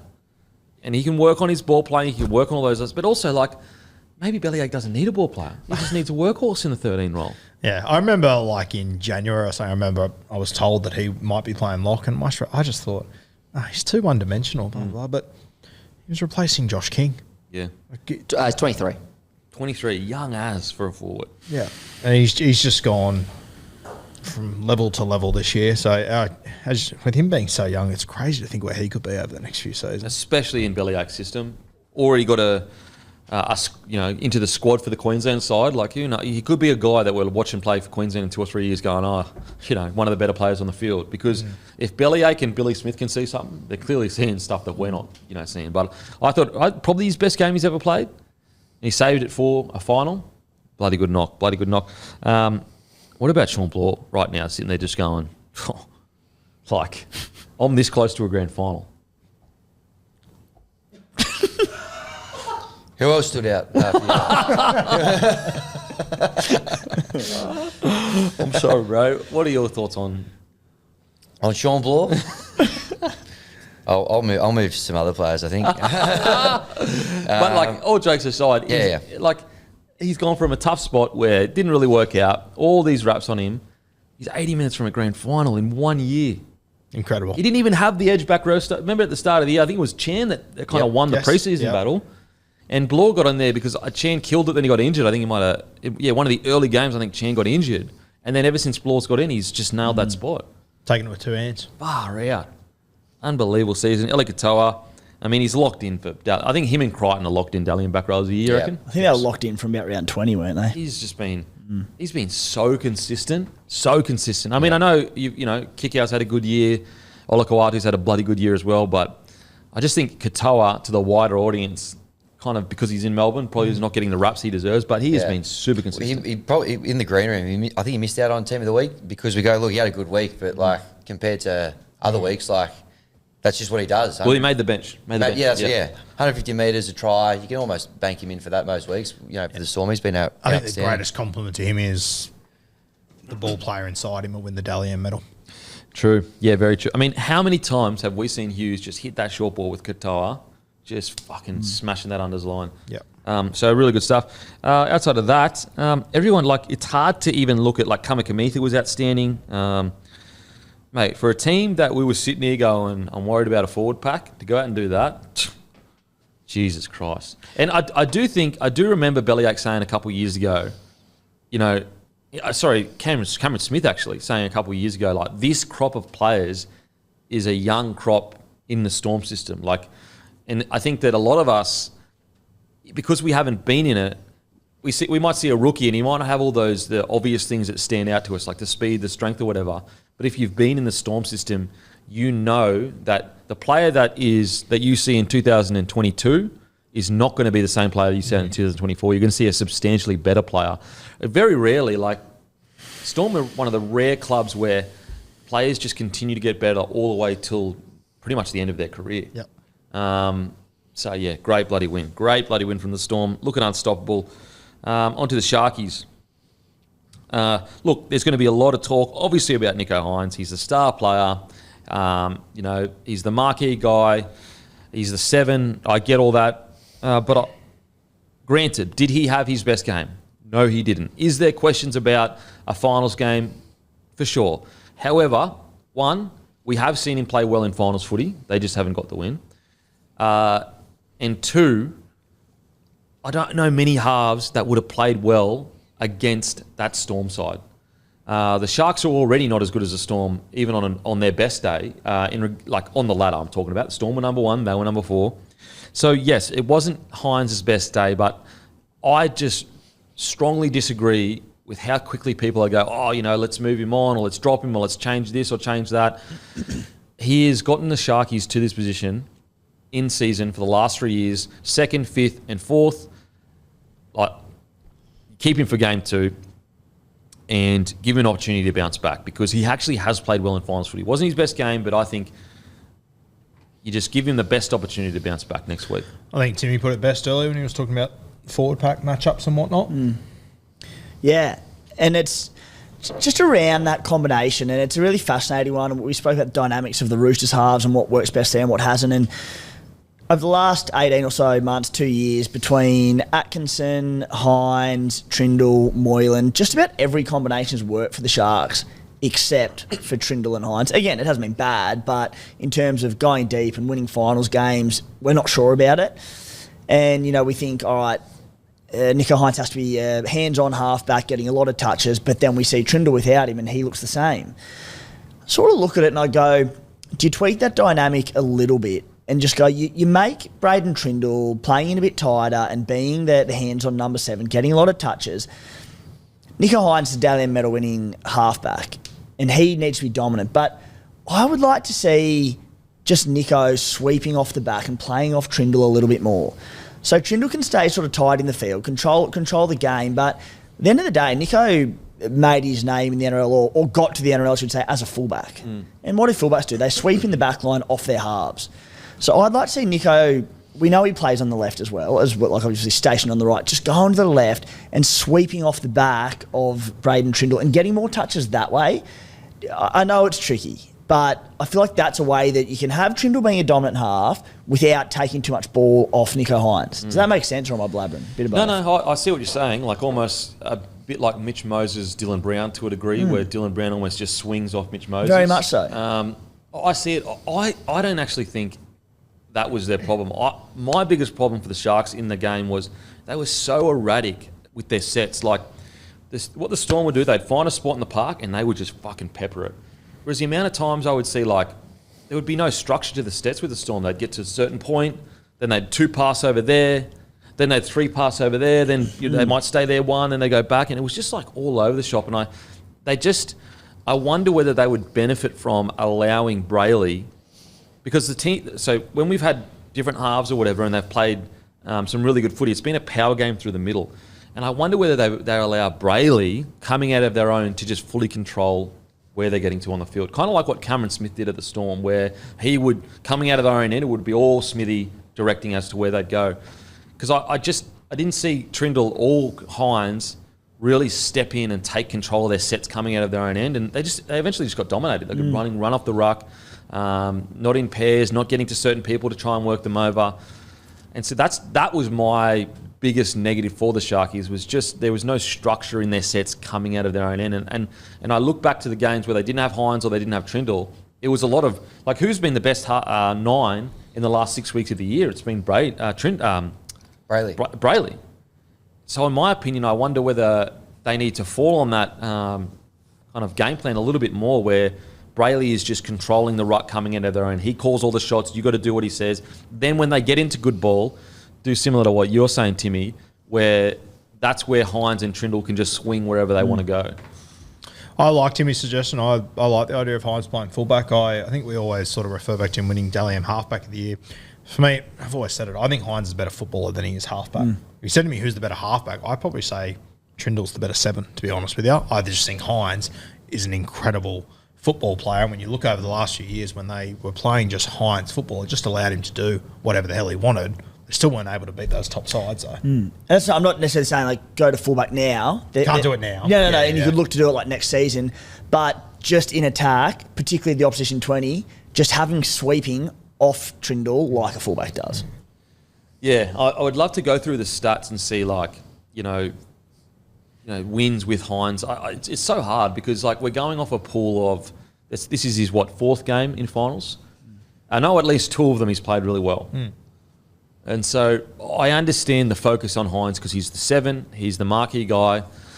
I think it was multiple people making errors in key moments that hurt the Sharkies. I don't think it was mainly on Hynes, and I do still think there's a world where Hynes is the main guy can help the Sharkies go deeper into the finals. And I don't disagree with you, but I think him being at fullback for me, I think he still sort of would be the main guy. A lot of it would be built around that. I just think, I think he's got a little bit too much on his shoulders personally at halfback. Yeah. It's going to be tough what they do go into this game. I think that it's a really hard one because maybe Melbourne were just so good. Like we just they were. They were. Yeah. I will say there was a good stat coming into the game from Rando, and he had Sharks conceding the 4th for tries won off the ruck, and 5th for conceding tries off dummy half runs. Harry Grant scored 3. Granted, there was a few of them that were like in support and kicks and that sort of stuff, but scored 3. He very easily could have had 4. I think it was just before, just after halftime, he dived over and was like a millimetre off scoring. There was Cameron Munster who scored from dummy half. they got decimated through the middle. They were really loose around the ruck. They just, I don't know the exact answer, but they need to be tied around the ruck, because going into the game, that was the issue. The Storm knew it, and they tore them to shreds. They could not stay with them through the middle of the field. And that's where I'm looking at it going. It's not on Nico. Yeah, that's what I'm saying. No. And it's probably not on Trindle. It's not on Nico or Trindle, in my opinion. I just think their forwards got dominated. I just think they lost the battle to the point where, like, you know, they had no field position. Like, literally no field, especially in the second half. Like, what could Trindle and Hines do in that second half? The whole game, they had so much space in and around the ruck. Jerome Hughes just darts, goes back in field. Harry Grant goes out, darts back in behind the ruck. Like, had to be tighter. No, so, look, me personally, I just think they're one or two middle forwards short of laying the best platform possible for Trindle and Hines. Like, when Atkinson was killing it at 6, I was like, I could see Hines, Atkinson working, and maybe Trindle is an out-and-out 7. However, maybe I'm being too patient. I'm still holding out hope for Hines, Trindle. I saw some really good signs towards when Hines come back and them two playing together. I think they can make it work. I want to see him in the game where their forward pack wins the battle, or at least it's a 50-50 battle, and in a finals game, and then see how they go. Because, as I said, last year, Hines was easily the Sharks' best player in that finals game against the Roosters. I've still got hope that they can work together. I think they can. But yeah, outside of that, I thought forwards, they just got completely dominated. They just could not get out of their own end. Unfortunately, I thought Mulatalo had a really poor game, especially his distance judging when he was with the catching. Had one of his poorer games, unfortunately. It's just a forward battle they lost. You mentioned guys through the middle, like obviously AFB arriving next year. Couldn't get much better than that for them. Couldn't get much better. And hopefully the current crop they've got, they just get a little bit better like they have in past years. It's just hard to make a definitive judgment down in Melbourne against Melbourne that red hot. Yeah. It's really, really hard. It all really hinders on this. Like, if the Sharks go out and get towed up by the Cowboys, and then you might need to look at, okay, tweaks need to be made positionally. That's when I probably would be. I'm happy to have that conversation of, like, maybe you move Hines to 6 or 1. However, what I am pretty 99.9% sure on is there is no way this Shark side progresses forward without Hines in the spine somewhere. I think he needs to be in the spine somewhere no matter what. Oh, 100%. Yeah, no denying that. He's one of the best players in this competition. Just got to find the right spot for him. Yeah. I personally, I don't give the Sharks any hope of being able to win the comp this year. But I think this weekend is a must-win game for them. It's a huge win. If they win this game this weekend, it gets the monkey off their back. Yep. And we can come in here and say, you know what, maybe Melbourne were just so freaking good. Maybe that's what the case was. Because the reality, like, if they lose this and, they haven't won a finals game in 3 years, and, probably unfair on the Cowboys, but the chat will be the Cowboys couldn't beat the Cowboys in Sydney. And once again, that's probably unfair on the Cowboys. I actually really rate the Cowboys. I actually think they're a real dark horse, because once they click, they can really put points on. Yeah, their best day is good enough, but their worst day is very bad as well. Yeah. I think there's... And this is what worries me about the Sharks. And I think there's a lot of pressure on them coming into this weekend. I think the Cowboys, I don't think anyone's expecting too much out of them. I think with the Sharkies, you've just got to head into this week. We'll get to it in the preview. But the one key thing, I think tactically, I would love to see Blake Brayley become the main man in directing the troops. Because what was so dominant about them when they didn't have any halves? It was their power game through the middle. It was Blake Brayley taking a step up in leadership and just going around the ruck. And I think we didn't really see that. Well, that's the thing. On their day, they can be well beat as the Sharks pack. But then on another day, again, I'm willing to write off the weekend because of how good Melbourne were, but they can just fall off a cliff. And maybe that is it, Kempy. Maybe it is giving Blake Brayley more of a role in getting the team around the park. Get him around the park. It just gets some structure. Because, that's what Storm did so well. They were super clinical at working certain people over, whereas the Storm were all over the shop. And just not direct enough. Like, a lot of crabbing across field and running the overs line instead of just fucking in behind the ruck. Because finals footy is it's definitely different to seasonal footy, because finals footy, you have to play at a tempo that is higher. Otherwise, you will get dominated, because one team's going to play at a tempo that's higher. Yep. What do we saw? We saw Penrith Panthers at a way higher tempo, Storm at a way higher tempo. I hope they do, though, because if the Sharks win this week against the Cowboys, then heading into next year, there's a lot of, even if they lose the prelim, there's so much hope of like, okay, we did it. We've gotten a bit better than we did last year. We get AFB in the side. Nico Hines, he's led us to a win in finals footy. We're all good. It's funny because the Sharkies actually have a terrible finals record 10 years before Hines even arrived. Like, they actually struggled in finals footy for like 10 years. I think they might have only won one game or something like that in 10 years in the finals footy. Well, probably post 2016. Yeah, so it's, whatever. 8 years, whatever. 8 years, whatever it is. A long period of time, they haven't won a finals match before this current crop of players was here. It's funny with the Sharkies, like, the result of this game this weekend will determine so many of my thoughts about the Sharkies for the next calendar year. Massive. The result of this game, to me, almost means more than the next 20 weeks at the start of next season. And here's to just give you an idea of what the situation was for the Sharkies. McInnes, 53 tackles. Teague Wilton, 48 tackles. Nikora, 50 tackles.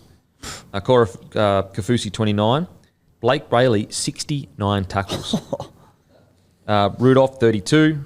Hines, 21. So they clearly went at him all day. That's one thing I thought Hines' defence was really good on the weekend. I thought it was pretty good. He had 21 tackles, only 2 misses. Trindle, 11 tackles, 6 misses. Ido, 16 tackles. Multalo, 6. Katoa, 5. And Kennedy, 13 tackles. And so when you look at that forward pack with the 69, 50, 48, 53, 33 for Jack Williams, like, that's a lot of tackles through your middle. Sure is. Yeah. A lot of tackles. Hope they bounce back. I really do. Just quickly, any concerns for Cam McInnes on report for that dangerous throw? I don't think so. I think they're pretty lenient in finals footy. Yeah. I hope they are anyway. We're talking about the same one? I thought I only threw the table at those journos in the press conference. I was like, what is he talking about? It mustn't have been that bad. Got him. I got me. I'm like, did you know what he was talking about? No idea. I was like, they're usually pretty lenient. I don't know what he's talking about. Just trying to go with it. I think they got to crack down on that, to be honest. So. Must protect the journos. Oh, it wouldn't have worked that well if I'd have said, That's very good, talking about? That's a great one. Got me. 1-0. Hey, mate, you never know these days, and bloody refs these days, bunker. You never know. Game's gone soft. Alrighty, Cowboys defeat the Knights 28-16.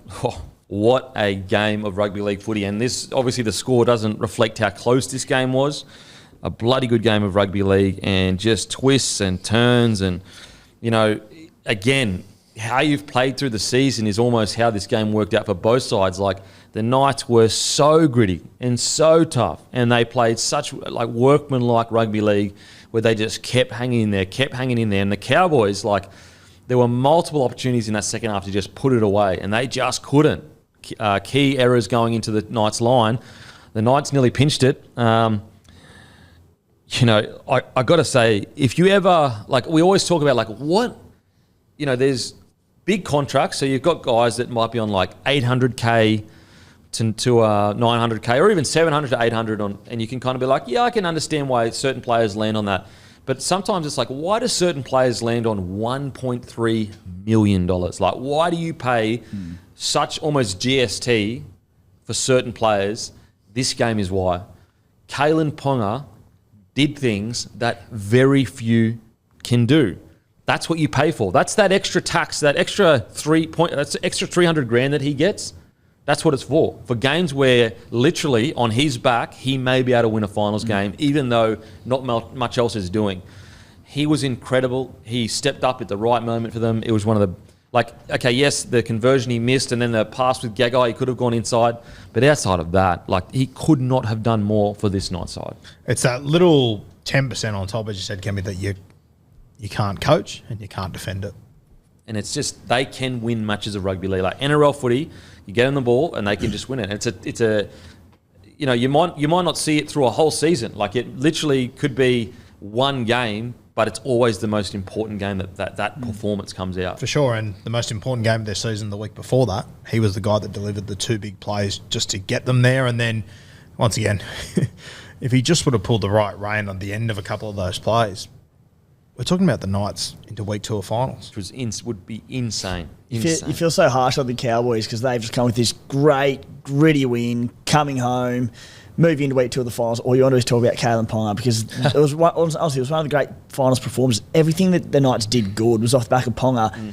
And it wasn't just like them putting him in positions. The amount of times he was in like a 3-on-3 going across field, nothing on. And he'd just go bang, bang, dummy and slice through. He was untouchable. Crazy. Like nothing was on. Like that. I know Felt ended up scoring off the Dylan Lucas tip on. That was outrageous. Like that was genuinely blokes falling over because his footwork was so good. And so, yeah, definitely. We'll speak about Knights and then we'll get to the Cowboys guys because like I actually really liked what I saw. If a few things can get cleaned up from the Cowboys, they're a bloody scary side. But in regards to the Knights, like I thought they were gritty. I thought they were tough. I thought guys like Marju was outstanding. Like him taking the head up off the kickoff, what a smart move. Gets him involved in the game. Defences don't want to tackle him. And that bumping of Taumalolo, like, are you kidding me?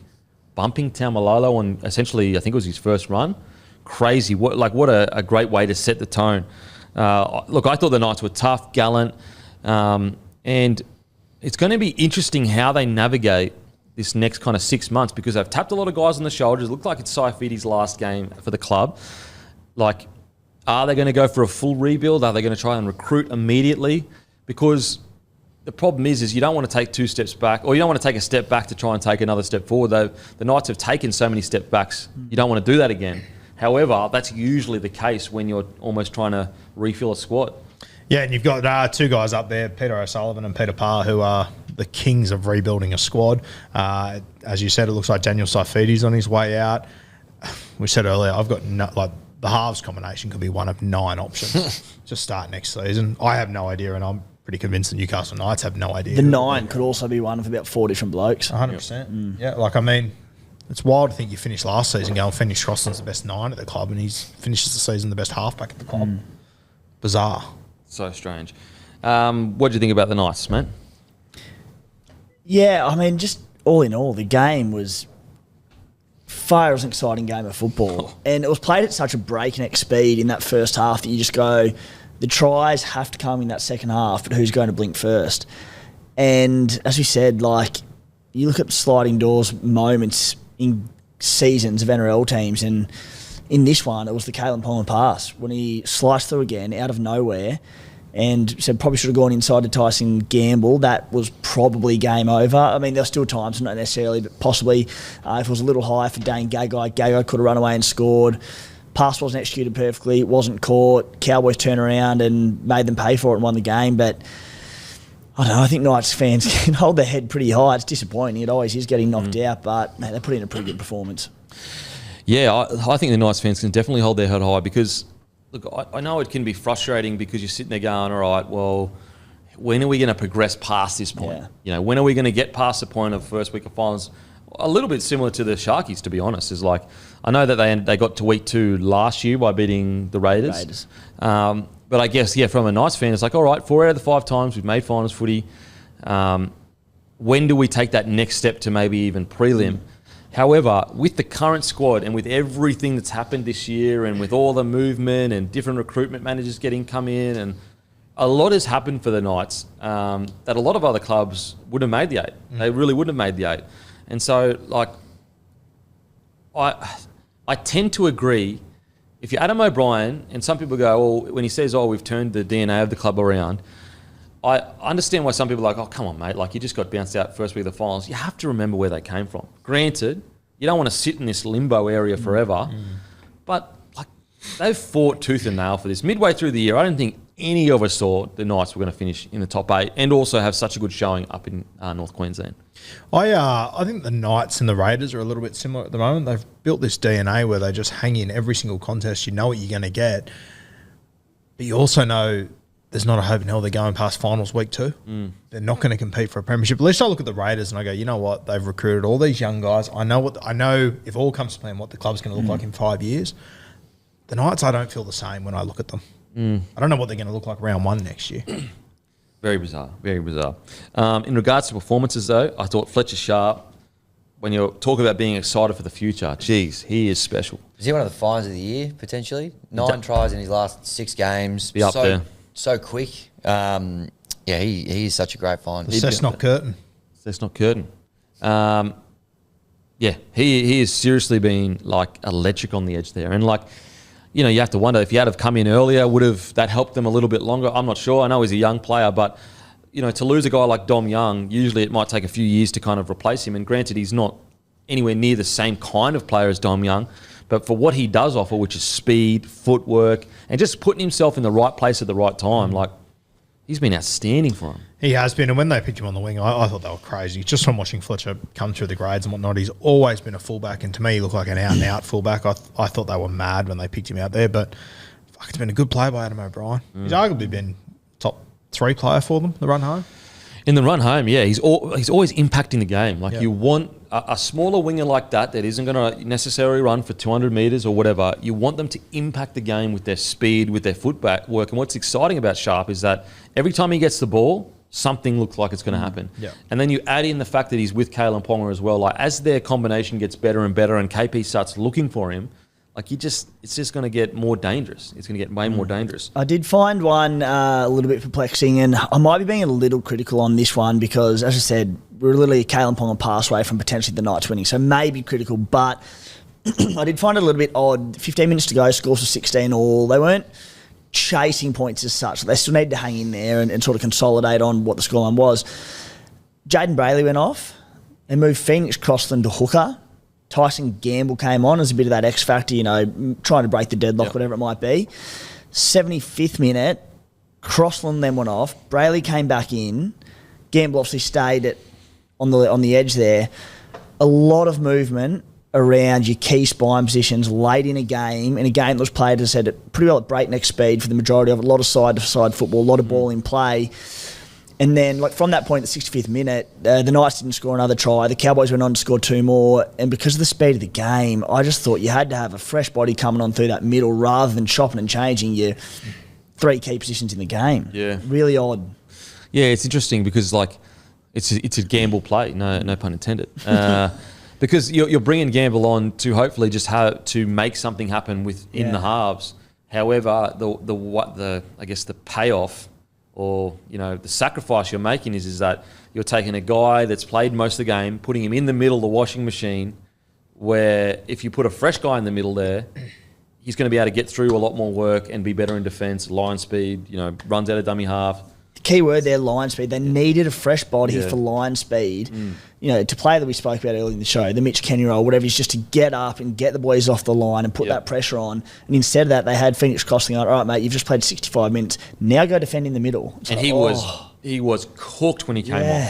Like, he was cooked. So, yeah, it's fair. It's fair. Might be a bit in hindsight, I guess. Like, you know, if Gamble has the match-winning kick chase or something.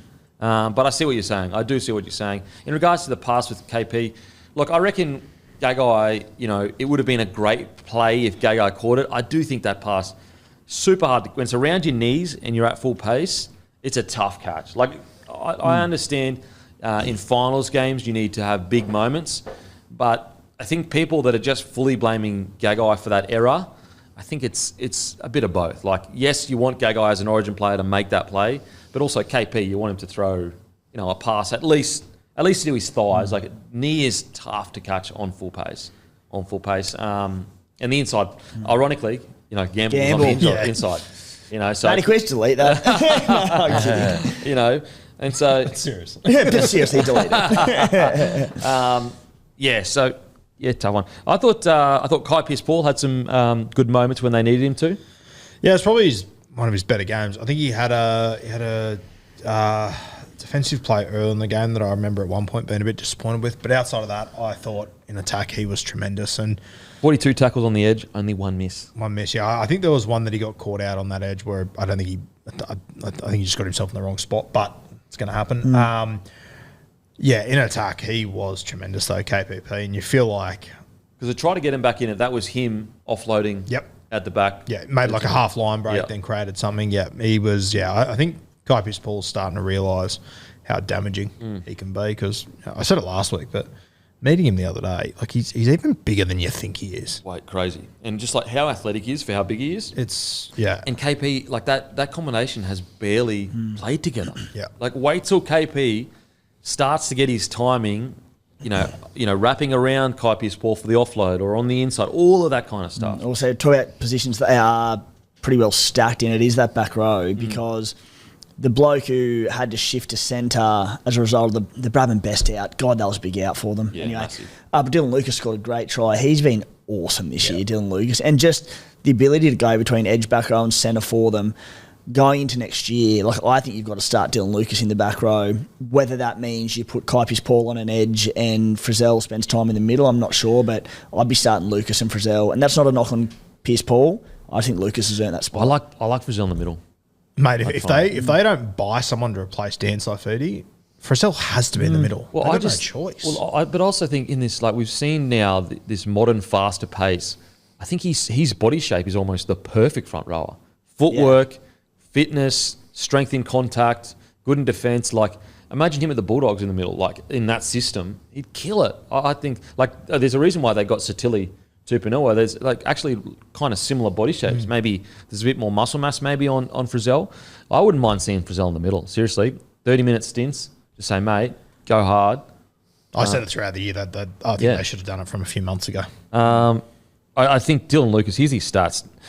Dylan Lucas is the kind of guy, I don't know what it is, but you watch the game and you're like, oh, he played pretty solidly. And then you look at his stats and you're like, what the I didn't see him making that many metres. So this is Dylan Lucas from centre. He had a try, 18 runs, 192 metres, 79 post-contact, 4 tackle breaks.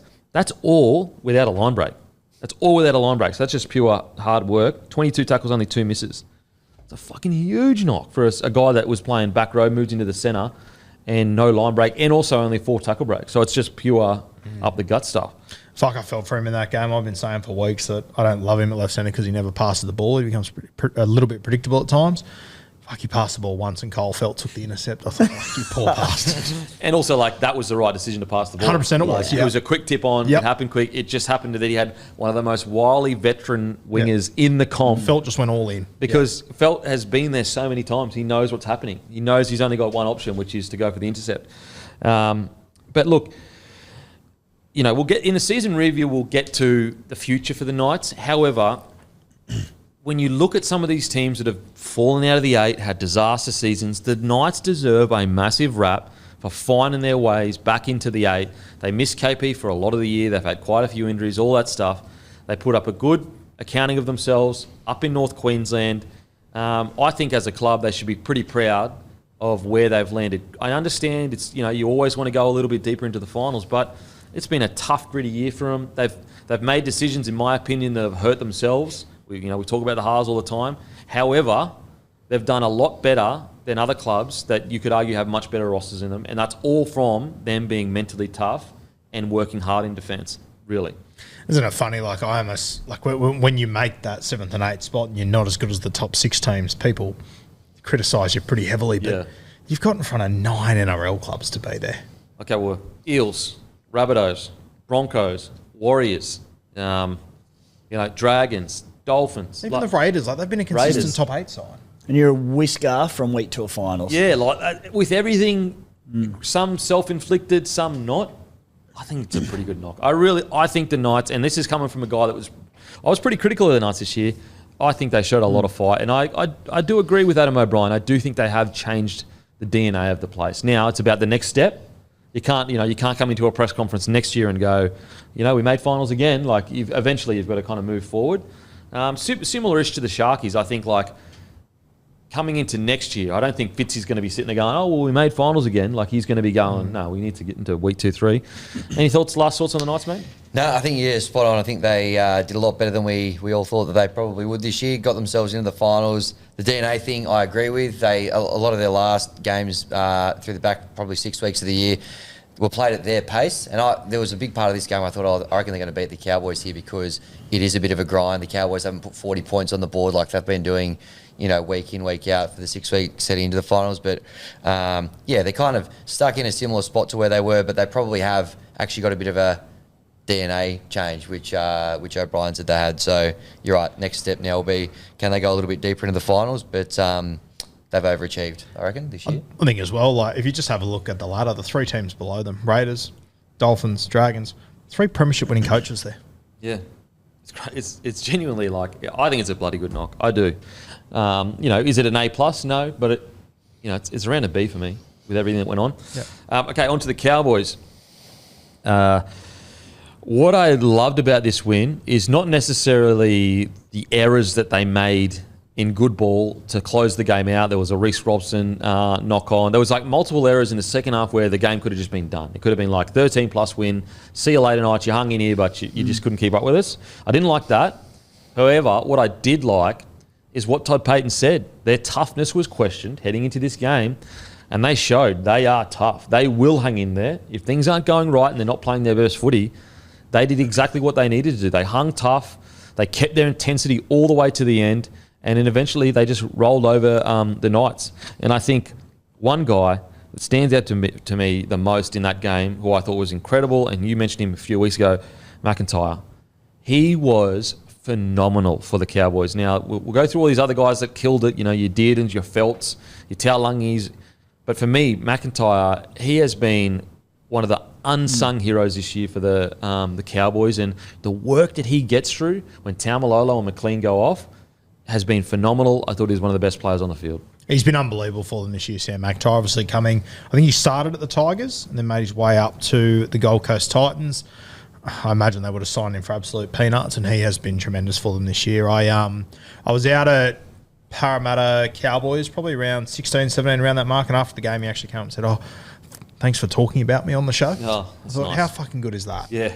Mate, thanks for fucking Thanks ripping for in, bro. bro. Someone's telling you or whatever's going on. But I just love that he's one of those guys that he's had to go around the hard way. He's had to move, from club to club, and now he's been given an opportunity. And the opportunity he's been given is, hey, put your head where other people wouldn't put their foot. Just be tough, and he's done that. His tackle technique is really good. Yeah. I really like his tackle technique in defence. And he suits that modern forward. He's a bit smaller, more mobile, gets through all the tough stuff. He's been genuinely special for the Cowboys. But thoughts for you on the Cowboys game, mate? Yeah, a very Cowboys game, wasn't it? They found a way to win, and that's what you got to do in finals footy. I don't think they played their best game. In saying that, I don't know what their best game looks like, if I'm completely honest with you. But finding a way to win matters. And you know what I love most about this game is that, start of the season, Todd Payton makes the decision, I'm going to go with two new co-captains. These are the two guys that score the try at the end to seal this win in North Queensland, Reuben Cotter and Tom Dearden. And then for me, I'm a bit of a Reuben Cotter fanboy. He just never stops moving and he never gives up on a play. And I just thought it was so good to see him score that try at the end. How crazy is it that, would have been, 2-3 years ago where I said that he'd be a smoker for Origin, and then here he is. I'll walk. No, I'm with you, mate. And I've got to put my hand up. I thought maybe Payton had made the decision too early with the Cotter Dearden situation. I thought that he might have needed to wait another year, and mid-year I thought that was the case because I felt there was almost a bit of a leadership vacuum. The boys didn't know who to get behind. But especially since I think, it's not because Townsend is gone that that's why they're playing so great, that he's bad for the team, because it's not at all. It's more when you're on the field and you've got a veteran, a premiership winning 7 in the side, you almost naturally defer to them as a leader. And when you got him that's not the captain anymore, but a younger guy's a captain, but do you think Dearden or Cotter don't defer to Townsend? They naturally would. He's won a premiership. He's done more in the game in regards to NRL footy. And so with that, with Townsend, going down to reserve grade, and Cotter and Dearden now, when they are on the field, they really are the main men. Yes, you've got Taumalolo coming on the field, but it is about Cotter, it is about Dearden, and you've seen the rewards for that. So I've got to put my hand up and say Payton's made the right call. They're into week 2 of the finals there. I've got to say, if this doesn't express what Cotter's all about, I don't know what does. So VB hard end index with 15 minutes to go, 4 players, it's all Knights. There's only one bloke in that side, Cowboys, in the top 5 VB hard index, and it's Cotter at second. That's what separates Cotter from everyone else, is even when the other team is outworking them, he's still in the top 3. He's still in the top 5. For me, that try from Cotter was all effort. Just a homegrown hero like Cotter to have that moment, He'll never forget it. And the Cowboys fans will never forget it. And, without being too critical of the Cowboys, because I know their fans get very upset, but this whole season, whenever they have those games where they make 10 errors or they miss season, I just always think, if I was Ruben Cotter, I'd be banging my head against a wall up there.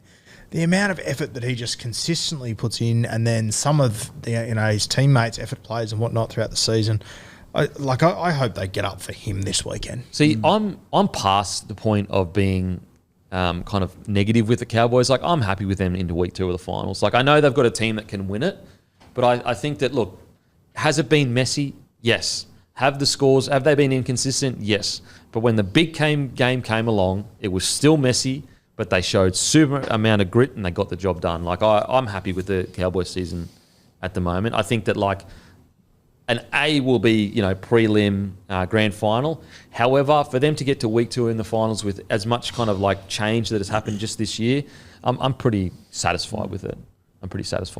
Yeah, hard to knock anything Todd Payton's done. And again, I think we all had them pretty high up on our ladders to start the season, and we've been critical at stages throughout the year. But as you said, Kempy, they're now going to week 2 of the finals. They're a live shot at a prelim final, and who knows, potentially further. So hard to knock a lot of his decisions. And one bloke for me that's really took my surprise when I looked at his numbers, and in what will be no shock to anyone on this panel because I told it to you before the show started, Jordan McLean. And this was before he scored his awesome try off Scott Drinkwater, running a nice line through the middle. It was before the game, and I'm sort of looking at their middles and asking a few questions, working out how far they can go. And I'm like, Jordan McLean, back end of his career, like, how much is he offering? And then, like, what sort of Todd Payton seeing in that I'm not? Obviously, plenty. Averaging 113 metres per game, which is, acceptable from front row forward in relatively limited minutes. But defensively, boys, he's missed 20 tackles this year in 21 games at a tackle efficiency of 95.95%. Went back through his career, he has been under 95% tackle efficiency once in his career, which was 93.85% back in 2016. They're remarkable numbers. That's crazy. Must have got some good work ethic at the start of his career, huh? Yeah, I wonder where he got that from. Yeah. They're brilliant numbers. And you sit there and read that and you go, oh, that's why he starts every time. And he's had injury concerns. He comes back from injury, straight back into the starting team because of numbers like that. Yeah, that's an incredible stat. Like, in a year, in the back end of your career especially, to have 22 games, 20 missed tackles, did you say? 20 missed tackles. The most he's ever missed in a season was 23 last season. Down year. What a down year. Mate, even adding into that, playing your home ground for your last 8 or 9 years has been Townsville. In the heat there and the fatigue that sets in, he's sweet. Yeah. It's an incredible start. And you're right, it does show you why, I think sometimes as fans you kind of get caught up in the flash of things and you don't know that the coaches are looking into data and things that, we're not seeing. We're not seeing all those little things unless you go and look for it. I thought Taumalolo's second stint especially, I loved his aggression. It's been quite a while since I've seen Taumalolo just come out with a bit of spite. And I think that, the fact that he got bumped in that first run, I don't think it sat well with him. I really don't. Got to admit, it's pretty funny. The commentators after like 5 minutes were like, Taumalolo's gassed. He's gone. He was on there for like 15 minutes. But yeah, I thought Taumalolo's second stint was great. And I really do think Taumalolo and McLean, they've built into the year. Like I feel like there was a period there where Payton was just trying to figure out like who would be good together. I think he's really landed on, you know what, I'm going to start with the big boppers and then I'm going to bring on the guys that just get through as the speed of the game increases. I'm going to bring on the guys that are really good laterally, got a good motor, speed across the ground. And it seems to be working for the Cowboys at the moment. It really does seem to be working, especially when Taumalolo, that second stint, I thought he was outstanding, his second stint for Taumalolo. I think they're the team you don't want to play. Mate, I said last week, like they're genuinely, for me, if they can just put together 3 good games, they could beat any side. Yep. Even at their best, potentially push your Melbourne Storm or your Penrith. I don't know whether they can beat them in a grand final, but I think they could push them. At their best, once again, we don't know what their best looks like. They could. One of the most Tommy Dearden moments of all time, and he's so reliable, all heart. It was right on half-time. There was a Cogger grubber in behind for Frizzell. He looked almost certain to score a try. That would have gone into half-time at 18-4. Like, that's a lot to come back from. who's the only one, not a knock on other people not there, but the one chasing it that gets their desperation lunge, Tommy Dearden gets there, knocks it dead, they go into half-time 12-4 and come back and win it. Like, if they score that, could have been game over. He just did. Like he is heart and soul. Like, and what a special combination to have Cotter and Dearden as your captains. Like, you couldn't ask for a better duo to be your captains. Another guy I want to talk about is Taulagi. He is a beast. Some of his runs and when he was getting up and getting in people's faces, and I love seeing that from Taulagi. Like, he's a special player. And there was a bit there where I was thinking, maybe it's a toss between Taulagi and Felt as to who's played better this game. Obviously, Felt ended up running away with it, but mate, Taulagi was bloody good. He was bloody good. I thought outside of the footwork that Ponga put him, I thought Vailea, I thought he had a good game as well. 19 runs, 153 metres, 4 tackle breaks. I think he's been building pretty nicely, Vailea. Fuck, I felt sorry for him in that moment. Oh, fuck. Mate, what do you do? What do you do? Like, fuck. It's Kalen Ponga at his best. And he's a big boy, Vailea, as well. And you just tell, like, the spacing that Kalen had and the pace. You knew, Kalen knew he had him from the moment he had the ball. Yep. Very vulnerable spot to be in. Just on Murray Taulagi, mate, I constantly look at this guy and I go, he's not that strong. He's not that quick. He's not that mobile. And he just, every week, he just blows me away. Yep. I think as well, he's deceptively, he's actually fucking big. Yeah. I think he's like 105 kilos or something like that. And for some reason, like a couple of years ago, I just didn't have that in my head. But he's a big winger. Huge, yeah. I thought if you go back and watch it, Reece Robson through dummy half was outstanding. His running game. Was the moment in that game, just there's so many key passages in this game that decided the result. And there was late in the game, it was Robson who made that line break out of nowhere. Kalen Ponga hit him one-on-one. He manhandled him and got like a dominant tackle one-on-one that slowed it down to oh my goodness, like that could be a Kalen Ponga game winner defensively. But then I think it was the next tackle, it was the kick across field that Felt got up for, tap back to Cotter, they scored. So many swinging moments in this game. Oh, so many. I think Reece Robson, it's probably one of the best running games I've seen him have. And that's bloody good for New South Wales. If he can work on that running game, he's a scary hooker to play because he's so strong in contact. Look, I thought Heelan Lukey, I thought he was outstanding as well. That's a funny thing is like when you look at the game and how close it was to them losing it, they all played pretty well. It was just they'd get into the Knights 20 and make an error, and that's what kind of hurt him instead of just being clinical. Heelan Lukey, he had 15 runs, 148 metres, 50 post-contact, 4 tackle breaks, 21 tackles, only 2 misses. And I think he had an error here or there, but I thought he was quite good. But you look, bloody good win for the Cowboys. I wonder, are they going to be gassed after such an intense game? Because, geez, it was quick, but outstanding win from the Cowboys. And if they're not too gassed and they can capitalise on every opportunity they have, they're going to be a scary side to play next week. Absolutely. Just quickly on, we touched on quickly with the wingers, Kyle Felt. If you bought shares in Kyle Felt 8 weeks ago, like Sid Helens did, you'd be absolutely laughing right now. Oh, yeah. 12 tries in 7 games, almost 300 metres this week, 200 metres the week before. He saved his best for last, hasn't he, really, this year? He's been really good back half of the year. He will kill it in the Super League. The fact that he's still at this level, one of the better wingers in the comp right now in the NRL, I think a big winger like that in the Super League. And there was question marks over would he even start this season. There was a bit of competition for his spot. Now he's gone out and had a season where he's got the most tries a Cowboys player scored in a single season. Crazy. What an incredible send-off. Great year. How far off Campiero was he? Couldn't have been much, couldn't he?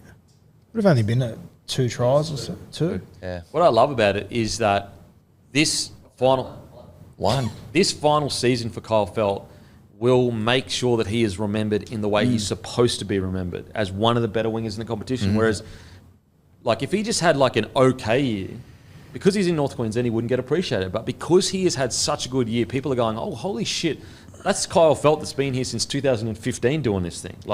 Essentially a 10-year career, and very rarely, outside of maybe 1 or 2 seasons, has he had a down year. Very, very rarely. It was 2 off because it counted yesterday's game. Okay. Alrighty, Manly defeat the Doggies. And don't forget, guys, 6 p.m. tonight. Hopefully turn your frown upside down. Manly defeat the Doggies, 24-22.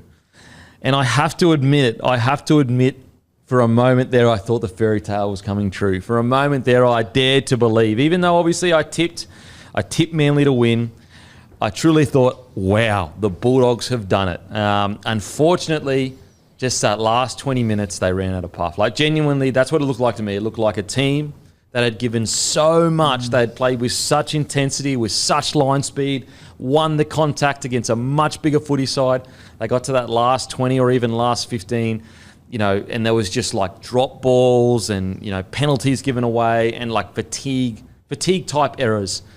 Because it was, I tell you what, they came the closest whilst actually losing to winning. I don't think there's anyone that watched that game and thought, you know what, the Bulldogs didn't deserve to be where they are this year. You know what, the Bulldogs are still a mile away from finals footy. I think they did their club proud. I think they did their fans proud. I think it was an incredible performance by the Bulldogs. Unfortunately, they just ran out of steam. And leading into the game, been saying this for quite a while. I mean, I think we've all kind of been saying this, but sometimes, unfortunately, in finals games, when you have players like DCE and Turbo, a big moment arrives and they just take it. And that is where I hope that we see the Bulldogs get in a couple years with a few more either young fellas getting better or recruits coming in to almost combat those big moments. But that's pretty much what happened. A big moment arrived in finals footy. DCE and Turbo, with their experience, identified it, nailed it, won the game with an incredible try by Cooler. And that was all she wrote. I think obviously very disappointing for Dogs fans, but you can hold your head high. And what I like for Manly is that, look, Manly didn't play anywhere near as good as they should have. They were actually quite disappointing in regards to how good we know they can play. However, they hung in there, they stayed tough, they stayed in contact with the game, and they somehow found a way to get the win. I cannot believe Canterbury turned that around after the last 2 weeks. I know there was players missing and all that sort of stuff, but when you build your entire season around your attitude around defence and everything, and then you concede 70 points in 2 weeks, get to finals footy for the first time in 8 years and just go, no, just pull it all together. I thought it was incredible. I thought Manly were going to absolutely give it to them, to be honest with you. And Canterbury Bulldogs, they've shown so many positives this year, and it'll be an interesting conversation. You look over the last few years, there's always been 3 teams that have jumped out of the 8, then the year after, always 2 of them miss out on the 8. There's something different, Roo. You know what? I know that I was wrong with teams before. I know. I'm with you, mate. I'm with you. I felt. I don't know if I felt this way. I feel like something is different here. However, I know at the end of the season, I've looked at teams and gone, yep, for sure. They're in the 8 now. Yep. They're going to stay in there. I don't know. This dog side, the reason why I feel so strongly about the dog side is because on paper, they really shouldn't be doing what they're doing, and that's what's so impressive. Yeah, and you have a look at last year, it was the Warriors, the Broncos, and the Knights. By some form of fucking miracle, the Knights were the only ones that held on to it. The other 2 dropped out. You look at it this year, it's Canterbury, Cowboys, and probably Manly is the other side that's really jumped up there. I mean, Manly should be in there. Manly should be, but they hadn't been. So history tells us 2 out of those 3 will miss next year. I hope it's not Canterbury. Look, if they miss, I think it'll only be like a few steps. I can't see the Dogs doing what other teams have done where they've gone in the top 8 down to like bottom 4. Yep. However, famous last words. I don't know. I'm just a believer. I want to believe, you know. I'm a believer too, yeah. I think they will. But once again, you look outside the top 8. Dragons will be better with another year under Flano. The Broncos surely go better. You'd like to think the Warriors will go better. Eels and Rabbitohs can't go worse, surely. It's going to be interesting, but I hope they have turned a corner. Yeah, I'm a believer too, boys. I'm on board, and I think it just feels like there's something special. As you said, we would have said the same thing last year about the Warriors and whatnot, but something feels different about the Bulldogs. And at the end of the day, you've got Gus Gould steering the ship. His success rate's pretty damn good, and I just think the big factor of why I think the Bulldogs can be so happy with their season and so bullish about their future, it's just the lower grades. It's not this one-off squad that they'll lose some players, game players, whatever, and it's hard to do. Jersey Flag, under 21s, are in the grand final. That we know they've got some really highly touted footballers in there that we've spoken about throughout the year. They were runners-up in the SG Ball. They were minor premiers in the Harold match. There's junior and, I mean, Jersey Flag's more than juniors, but there's success in the lower grades. So they're building, and like, not to compare probably Bulldogs and Penrith, but why Penrith have been able to maintain success over a 4 or 5 year period is because they've always had players coming up. The Bulldogs have got the same. So there's no reason why they can't improve and go a week further or 2 weeks further next year. I'll tell you what, if the Bulldogs fall out of the 8, if they fall, like, if they're 1 or 2 spots out of the 8, I won't look at that and be like, oh, it's a disaster.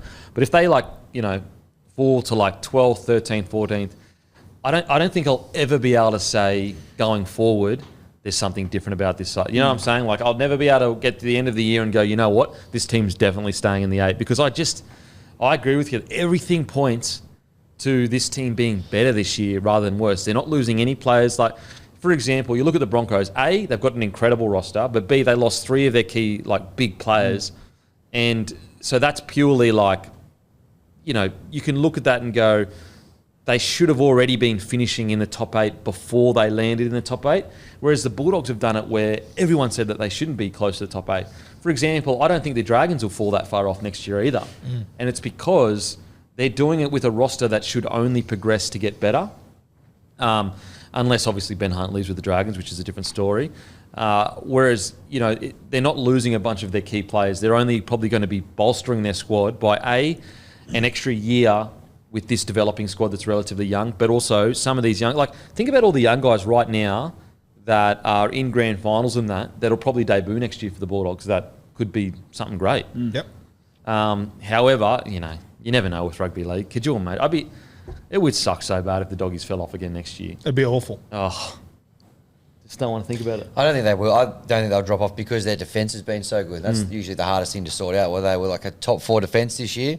Well, they were number 1 before the last 2 games of the year. Yeah, exactly. So, I feel like, it's been so much fun watching them this year and build. I think they'll be back next year as well. God, I hope so. What a game. I just got to give credit to Serraldo's ability to execute a game plan and get everyone on board.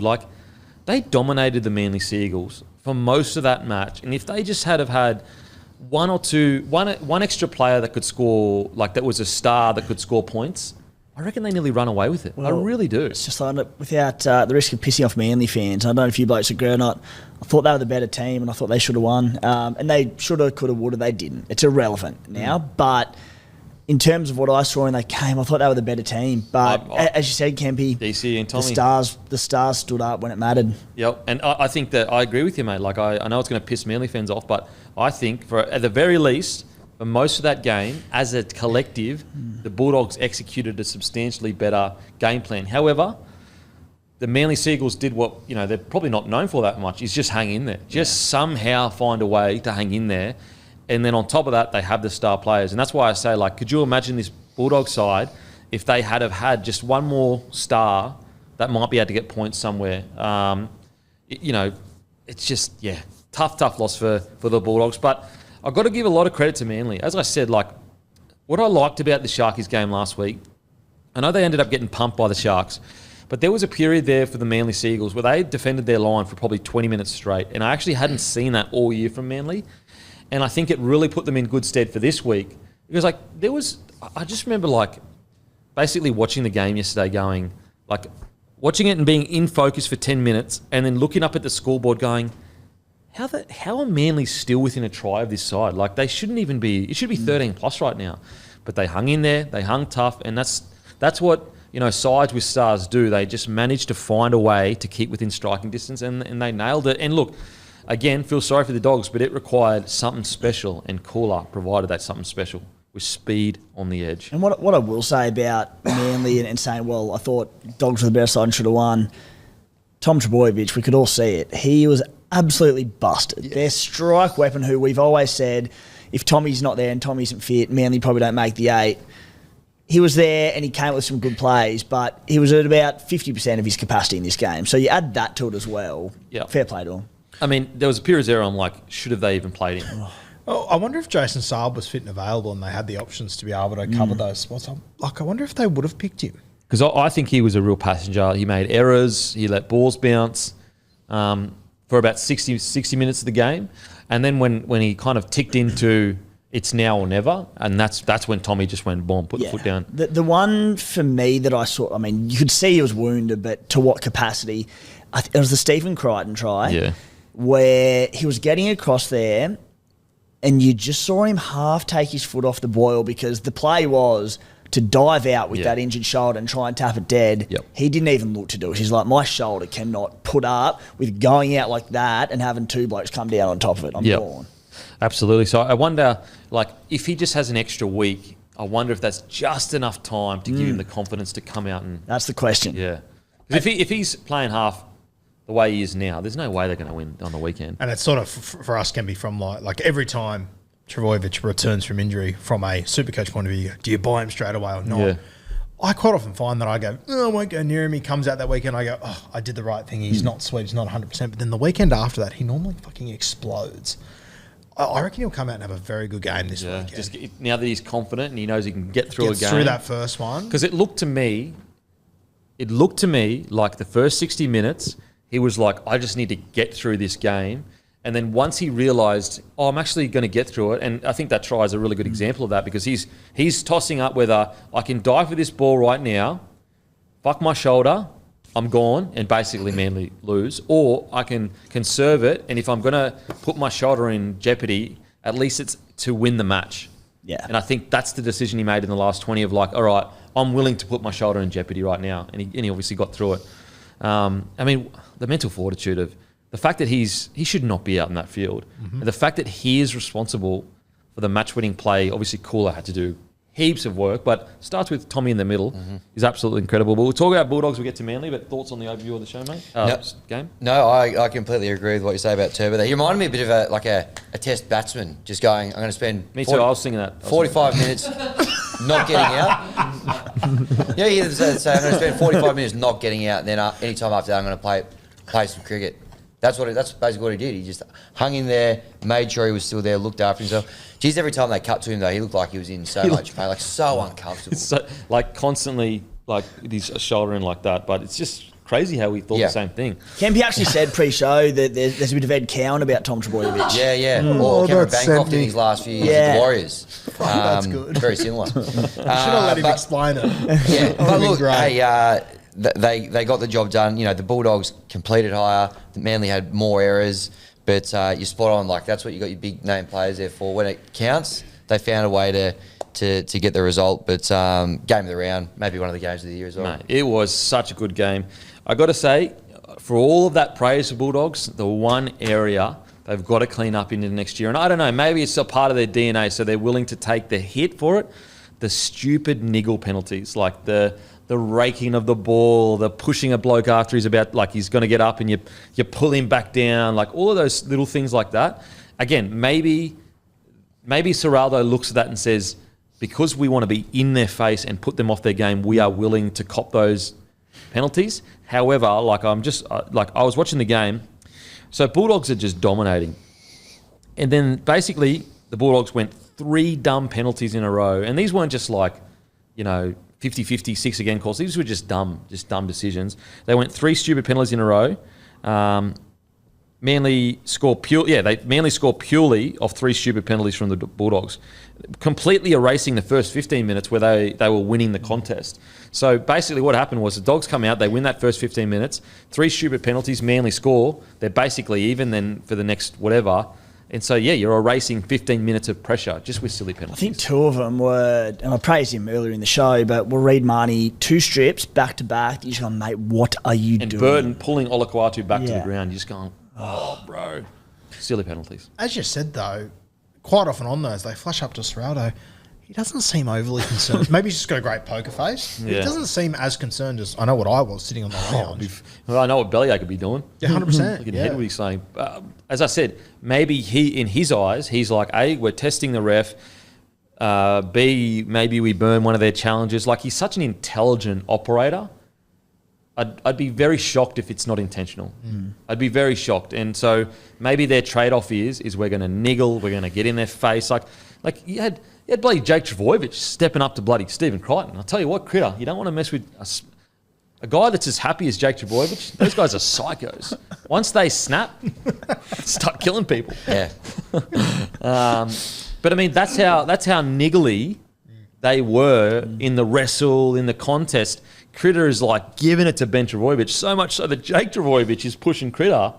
And it may be purely a genuinely dogs of war mentality of like, you aren't our friend. This is a battle. We're here to dominate you and we're going to get in your head no matter what. It genuinely might be a tactic. I just think that sometimes, and I think it hurt them in this game, especially in the end, there was a few niggly penalties that they didn't have to give away. I think it was a swinging arm from Reid Marnie that gave them a penalty that eventually Manly went on to win. I did love that moment when Critter was going after Burbo.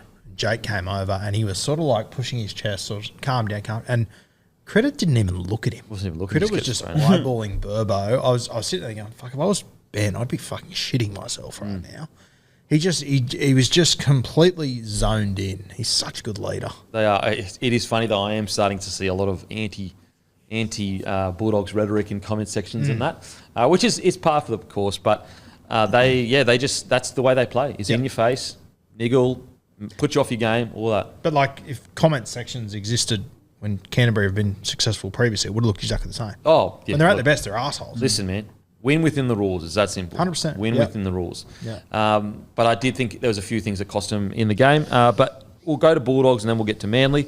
What I found most impressive is everything that you just said, Tim, in regards to guys coming through.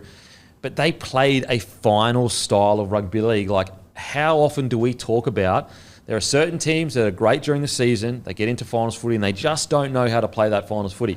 Yes, they lost. But you can't tell me that they weren't playing at a finals intensity that game. And you know who I thought set the tone? Matt Burton. First 3 touches, just ran the football. Yeah.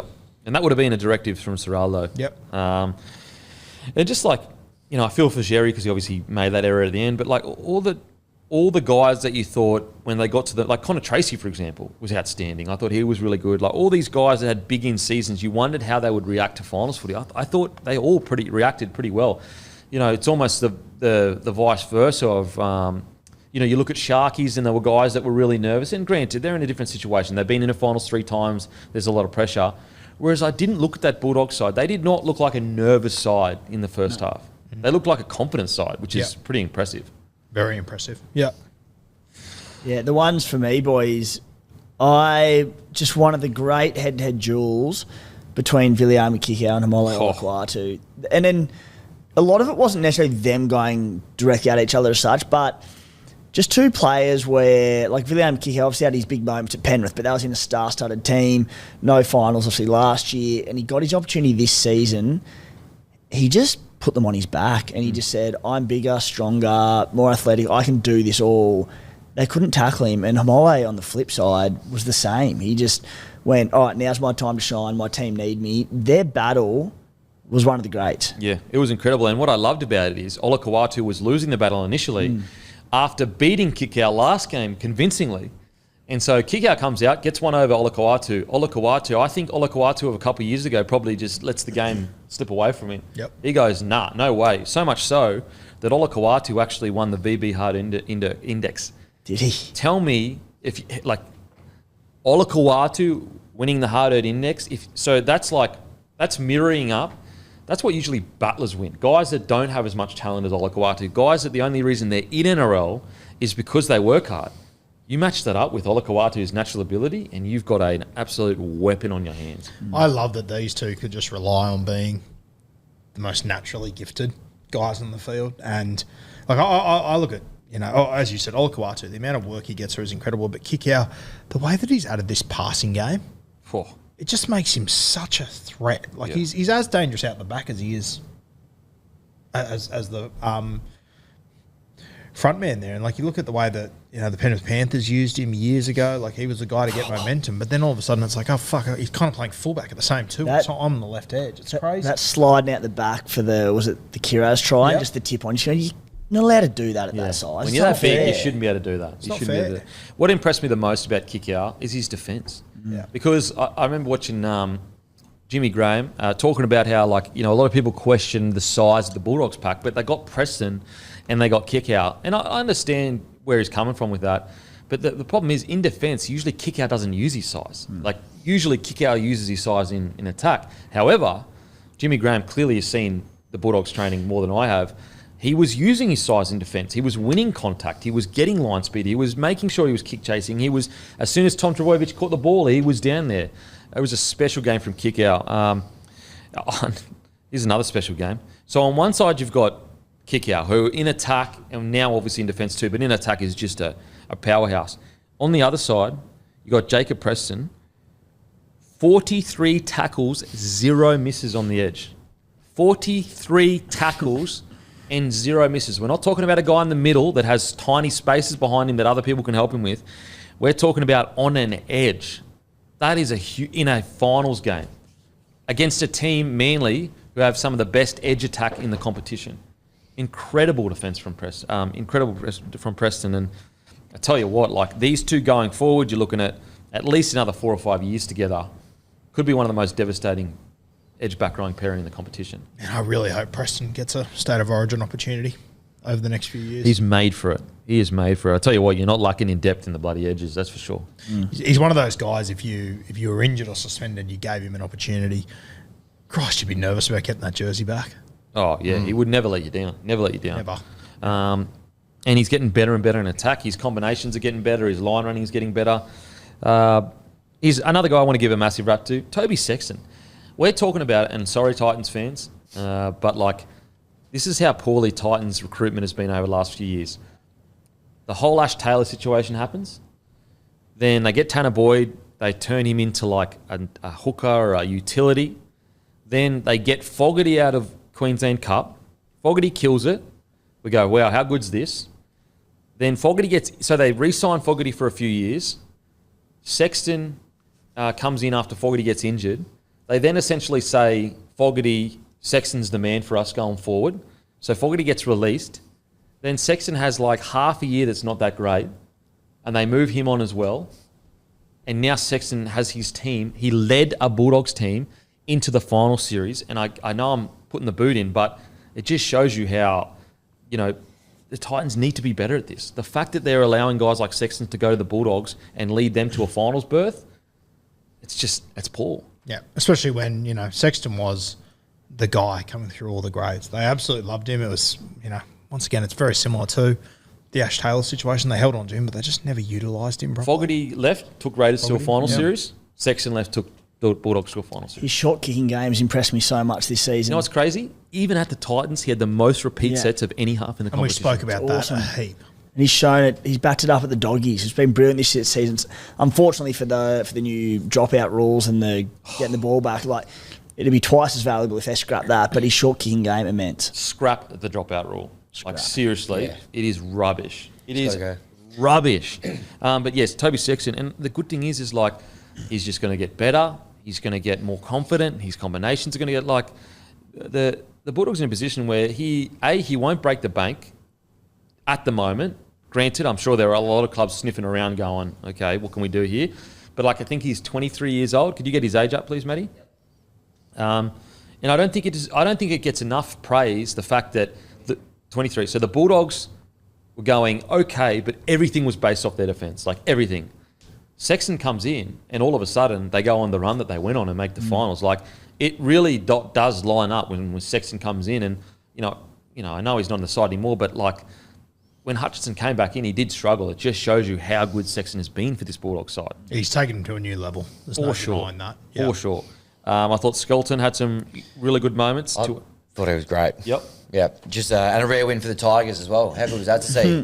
No, honestly, he was ran over 200 metres, had a try, nearly had another try, a little bit of a loose carry at the end there, but I thought he was very, very impressive. And obviously the Fox wasn't playing, but I don't know that they actually lost too much given the way that Skelton played on the weekend. I thought he was really, really good. Yep. He was one of their best for sure. And just quickly back on Sexton, 19 tackles, 0 misses. That's good for a finals game. Yeah. Feel sorry for Sherry. He's had such a good year. Obviously had that error at the end there. I think there was a lot more leading up to it than that error that cost them the game. Well, I think they were already behind. So, Kiraz as well. I thought he was pretty solid. I think he had an error though as well. But outside of that, I think the Bulldogs should be extremely proud of what they've done. There's so much to build on next year. There's so much to be excited for. I can't wait to see what happens, and obviously we'll do the season review. We'll go in depth of what's happened throughout the season. Now, onto the Sea Eagles. For me, this was all about, and we always spoke about size and, Bulldogs' ability to go with the bigger packs. And what was so incredible about the Bulldogs, they did that for the first stint of that 20 minutes that we talked about with Manly. They did that. They went with the big boppers. Their line speed, their contact, they won all that. The second stint with Lodge and Paseka, that changed the game for me, in my opinion. They came back on and completely got the momentum back. And it's exactly what the Manly Seagulls needed, which was their big boppers. That was their point of difference, to just wrangle momentum back. And I thought Paseka especially was incredible in the second stint. Yeah, Paseka, stint number 2 was enormous. It wasn't that long ago. Like, it was 2 years ago or so that I was looking at Paseka going, I just don't know if he's ever actually going to reach his potential. The last 2 years, and he's had a few injuries in that time that could have derailed him, and he's just, week on week, he just gets better and better. It's going to be exciting. Like, he can just continue this like form and understanding that now there's a base level to his game. There's a minimum that is expected of him. Like, that's how you can build packs around guys like Paseka. Like, he is genuinely has enough natural talent for a pack to be built around him. And he was so destructive on the weekend. You can get good minutes out. He's like 51 minutes in that game. He single-handedly, he has the ability in those stints to change games, as we just saw on the weekend. Like a similar ability to what Sof Solomona has at the Storm, where when he's on and no one can stop him, he can change a game and just completely turn the momentum of the game. Paseka can do that exact same thing. Yeah, and so the good thing is he's locked up long-term at the club. They can build around him. I mean, we've already spoken about it, but it really was a Tom Trbojevic DCE play. But that Cooler run, like, what a moment for Cooler. Like, 2 weeks ago, couldn't get a spot in the side. Gets put into the finals footy. For once in the whole game, get some good ball. Because that's one area where Manly have never used Cooler the way they should use him. They very rarely give him the ball he deserves and what's good for him with his speed. And there was a period they did, but a lot of it had to do with essentially getting the ball to Saab outside him to score the points.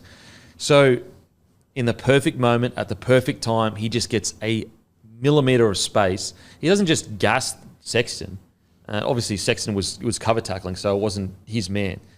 He throws the dummy, then realises that Connor Tracy has actually landed perfectly in regards to positioning, because if Connor Tracy is 5 metres further back, that gives Kohler time to make a decision. Kohler's reaction time to put footwork on and step was like milliseconds, and he nails it. Like he had about, what do you reckon, 30 centimetres to work in, because if he steps too hard to the left, he gets tackled from behind. He angles it perfectly, loses a boot, scores a try. Incredible. When you think about, like, at the start of the season, Kohler, like, I remember having conversations with people that wanted Turbo to play centre to try and make sure he was sweet. The argument was Kohler has to be the fullback. He went from that to 3 weeks ago not making the side to scoring the winning play in a sudden death game. Yeah. And, like, with all due respect to these guys, like, at the start of the season, I sort of thought Tommy Talau went there almost for a bit of a career lifeline, I guess you could say. Depth signing even. Lehigh Opawade, like, most people didn't know who Lehigh Opawade was at the start of the year. If his last name was Smith, no one would have known who he was at the start of the season. And Kohler couldn't get into the side over those guys, and then you just get him early ball. And credit to Ben Trbojevic on that play. A lot of guys would have held that too long. Yeah, and try to draw him past. Just draw him past. He just picked. He just went, give him the ball. This guy needs the football. Yeah, here. he's quick. And it's so, like, it's one of those passes that when you get it right, no one notices. When you get it wrong, though, you're an idiot. Yeah, pass too early and all that kind of stuff. He just got it perfectly right. Incredible moment. I have to say, unfortunately, Lehigh Opawade had a night to forget.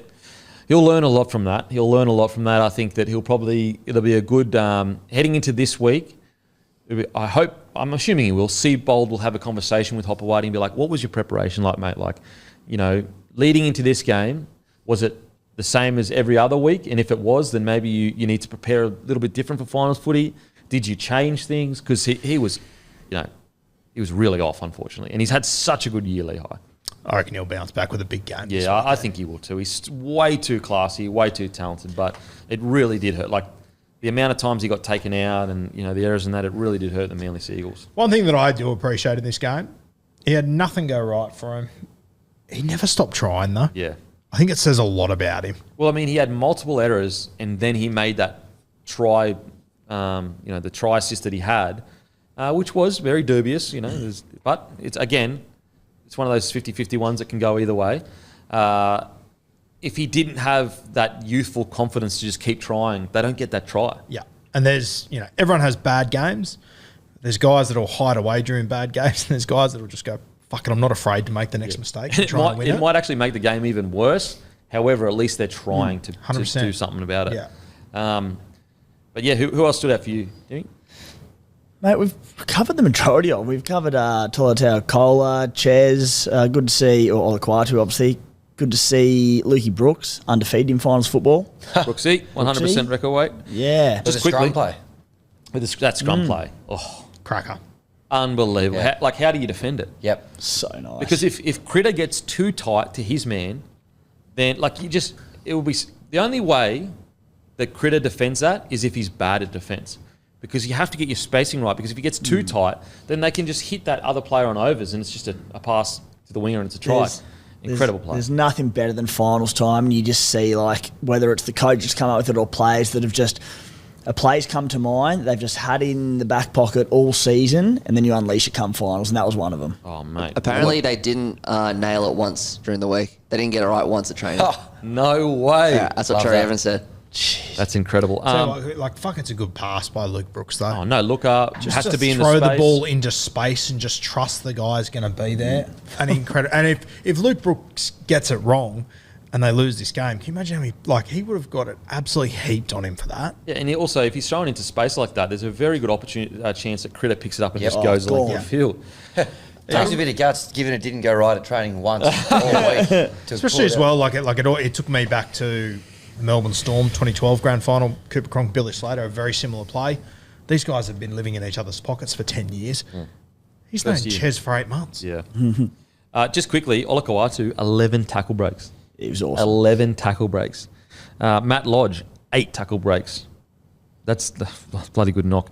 If I'm being critical, I think DCE for a lot of the game, I think he could have been a bit better. I felt like there was opportunities for him to really wrangle the game in and shift momentum. His kicking game was good, but I think I've seen better from DCE of being his ability to kind of, and this is nitpicking because obviously DCE, we know how good he can be. I'm expecting probably a better performance from DCE over the whole 80. He's still won them the game with his incredible play, but I just think across the 80 he could have just been a little bit better. Not saying he was bad at all, just to DCE's level. I think a bit of a turning point in this game was when Ches sort of grabbed Josh Curran when he was going at wasn't that very out of the fiery. blue, but I feel like it gave all the Manly boys a little bit of a lift. See the in that captain one. that doesn't usually get involved in To that. see, I was going to say, the politician, that's probably not fair, but to see DCE just grab their front row and take him to the ground, I think the rest of Manly sort of got a bit of a lift off that. Yeah, absolutely. It was the Warriors versus the Roosters where they had hired Freddie. Yes. Changed the course of the game. Are the Manly Seagulls too bashed up? We'll see. But they found a way to win, and that's what good teams do. Alrighty. We've got Friday night, Allianz Stadium, Sharkies v Cowboys. Bass and music brought to you by our friends over at Sportsbet. Boys, how do we see this one? Look, if I am the Sharkies, everything we kind of suggested around the ruck, it's about just having a very disciplined game plan about working certain areas over, not just kind of one off here and one off here and kind of every man for themselves. I think Brayley really needs to stand up and be dominant around the ruck. I think the Cowboys, the real question is, how fatigued are they from that game against the Knights because it was at such a breakneck speed? Because this is going to be an absolute belter of a game.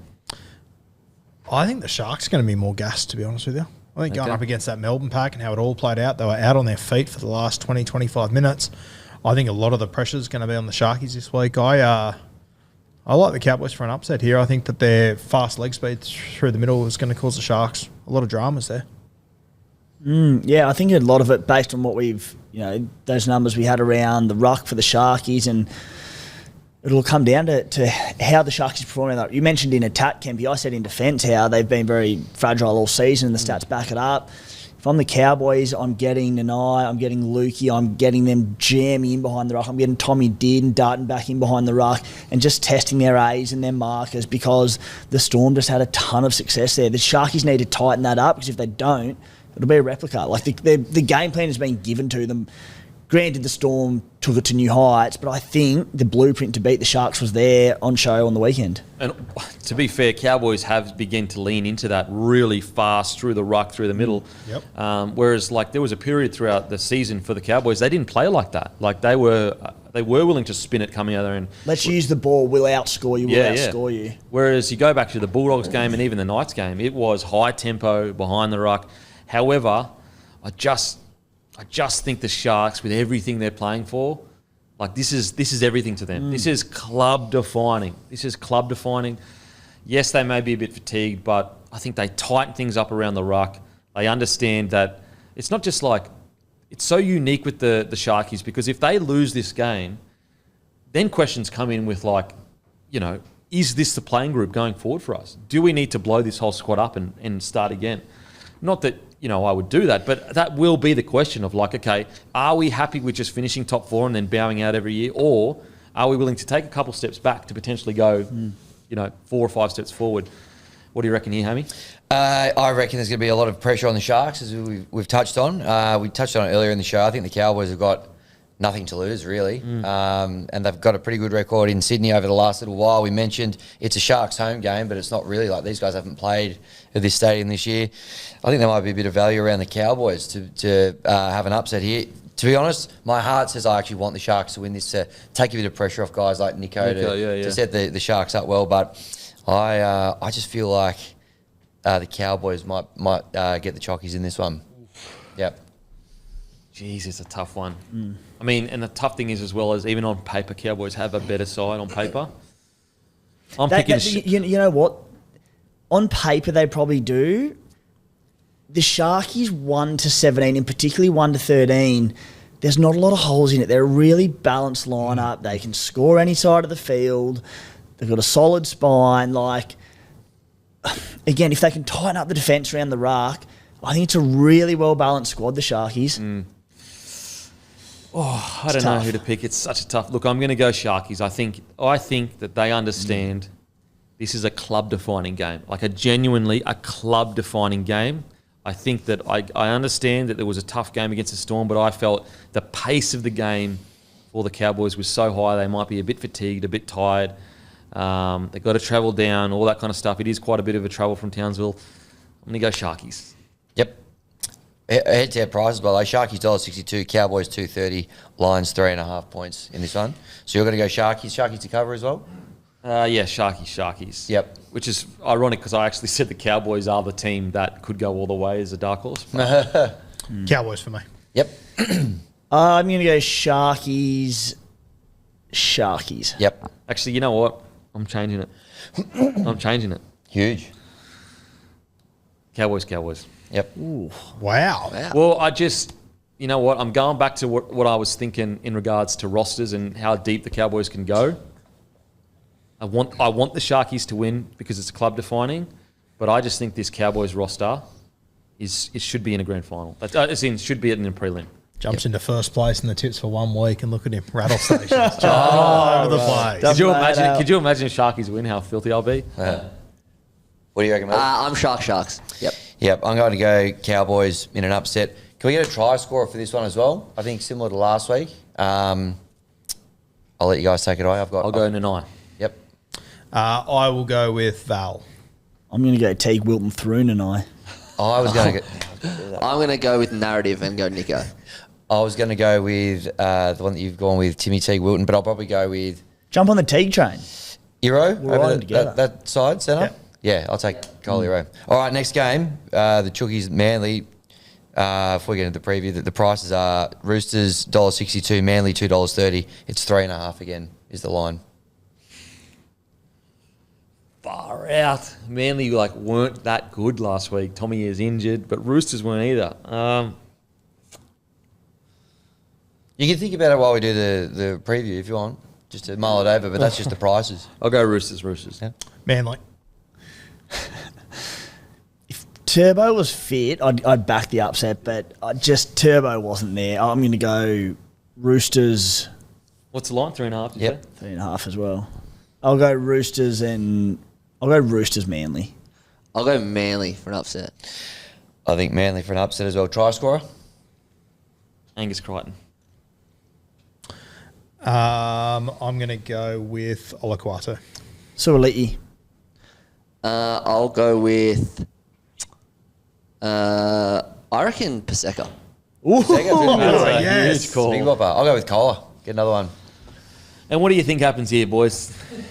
Like, how do the Roosters get the job done? I think the Roosters have just got to, just scrap. Who gives a shit about ball playing and edges and whatever? And I just want 17 blokes running and tackling as hard as they can. Don't worry about, worry about getting into their end with good ball and all these, fancy plays or whatever. I just want extreme high tempo. That's all I'd be focused on with the Roosters. And I think that's all they need to do in this game. I'm not convinced they can do it for long periods of time. I think the Manly Seagulls have got a bit of a tougher underbelly, in my opinion. I reckon they'll just hang in longer. If I'm the Roosters, as you said, just bringing that power game through the middle. Get Tedesco in around the ruck. Get Suoliti in around the ruck. Come out of your own end, just power. Tell you what, I just thought they might have done it a bit more Manly on the weekend, because we didn't really know if Tom Trbojevic was going to be fit for this or not. I thought they almost, and they still can do it, but the gig's already kind of up, almost gone like the Cooper Cronk effect in the grand final, where he was injured, but they used him as the world's greatest decoy. I'd still be doing the similar with Tom Trbojevic. When he does his sweep around the back, he's so good. They go to him 4 out of 5 times. And defenders are going to go with him. I'd just be using him as the best decoy in the game. Don't get me wrong, you still give him good quality ball, but that's what they're going to expect. And then I'd be going, DCE, Luke Brooks have these great running games. I'd be saying, boys, dummy and go yourself, because they're going to commit to him. Or you play short to your back rows in Hamole Olaquato, world's greatest decoy. Matty? That's all good, don't worry. No. Well, one big in for the Roosters, which we've forgotten here, is JWH. Yep. We're back in for this weekend. That's going to be that could potentially be the difference, to be honest with you, coming through the middle. Yeah, look at their 2 games this year. Manly beat them. What was that, round 1 or round 2 when we were up watching the Dolphins? The game they played a few weeks ago, the Roosters won that one by 4 points, 34 points to 30. Jason Saab got injured. Reuben Garrick got a HIA in the first 30 minutes. Olaquato didn't feature in that one as well. I just think the Manly Seagulls, I reckon they got the wood over. They did. They smashed him in that game. Remember, it was 30-0 or some shit like that. And then Roosters put the kill in the rack, and the rest is history. I mean, As we'll they see. Tend to do, though. Yeah, we'll see. I mean, one win each. Alrighty, that is us done and dusted. Finals footy is here. Thanks to Sportsbet. Face some music. Give us a follow on the feed. What was your Cowboys mail again? Cowboys to win. So you had to think about it, but you've been the Cowboy whisperer on the feed, and you've locked him in for an upset. I've locked him in for an upset just because I just think the Cowboys, I don't know, I feel like there's something building there now. Yeah. Granted, I bet you they come out and get towed up, but I don't know. I'm just high on the Cowboys. I think they've got a bloody good roster. I think that if they had just been a little bit more clinical, they would have put the Knights away early in the second half. I just love their roster. I think their roster is so good. Even though I actually do want the Knights to win, because I want the pressure to be off them. The Sharks. I would love nothing more than the Sharkies to be able to celebrate a finals win, get the monkey off their back, and just, So, bunch of good blokes in the Sharky side. So That's what we like to see. Yeah, you like to see good blokes. Yep. Make sure to follow Rugby League Guru on social media, podcast, SC Playbook 1, Instagram, podcast, follow Hammy, all that good stuff. And as usual, we'll go and fuck ourselves. Thank you. Imagine what you could be buying instead. For free and confidential support, call the number on the screen or visit the website.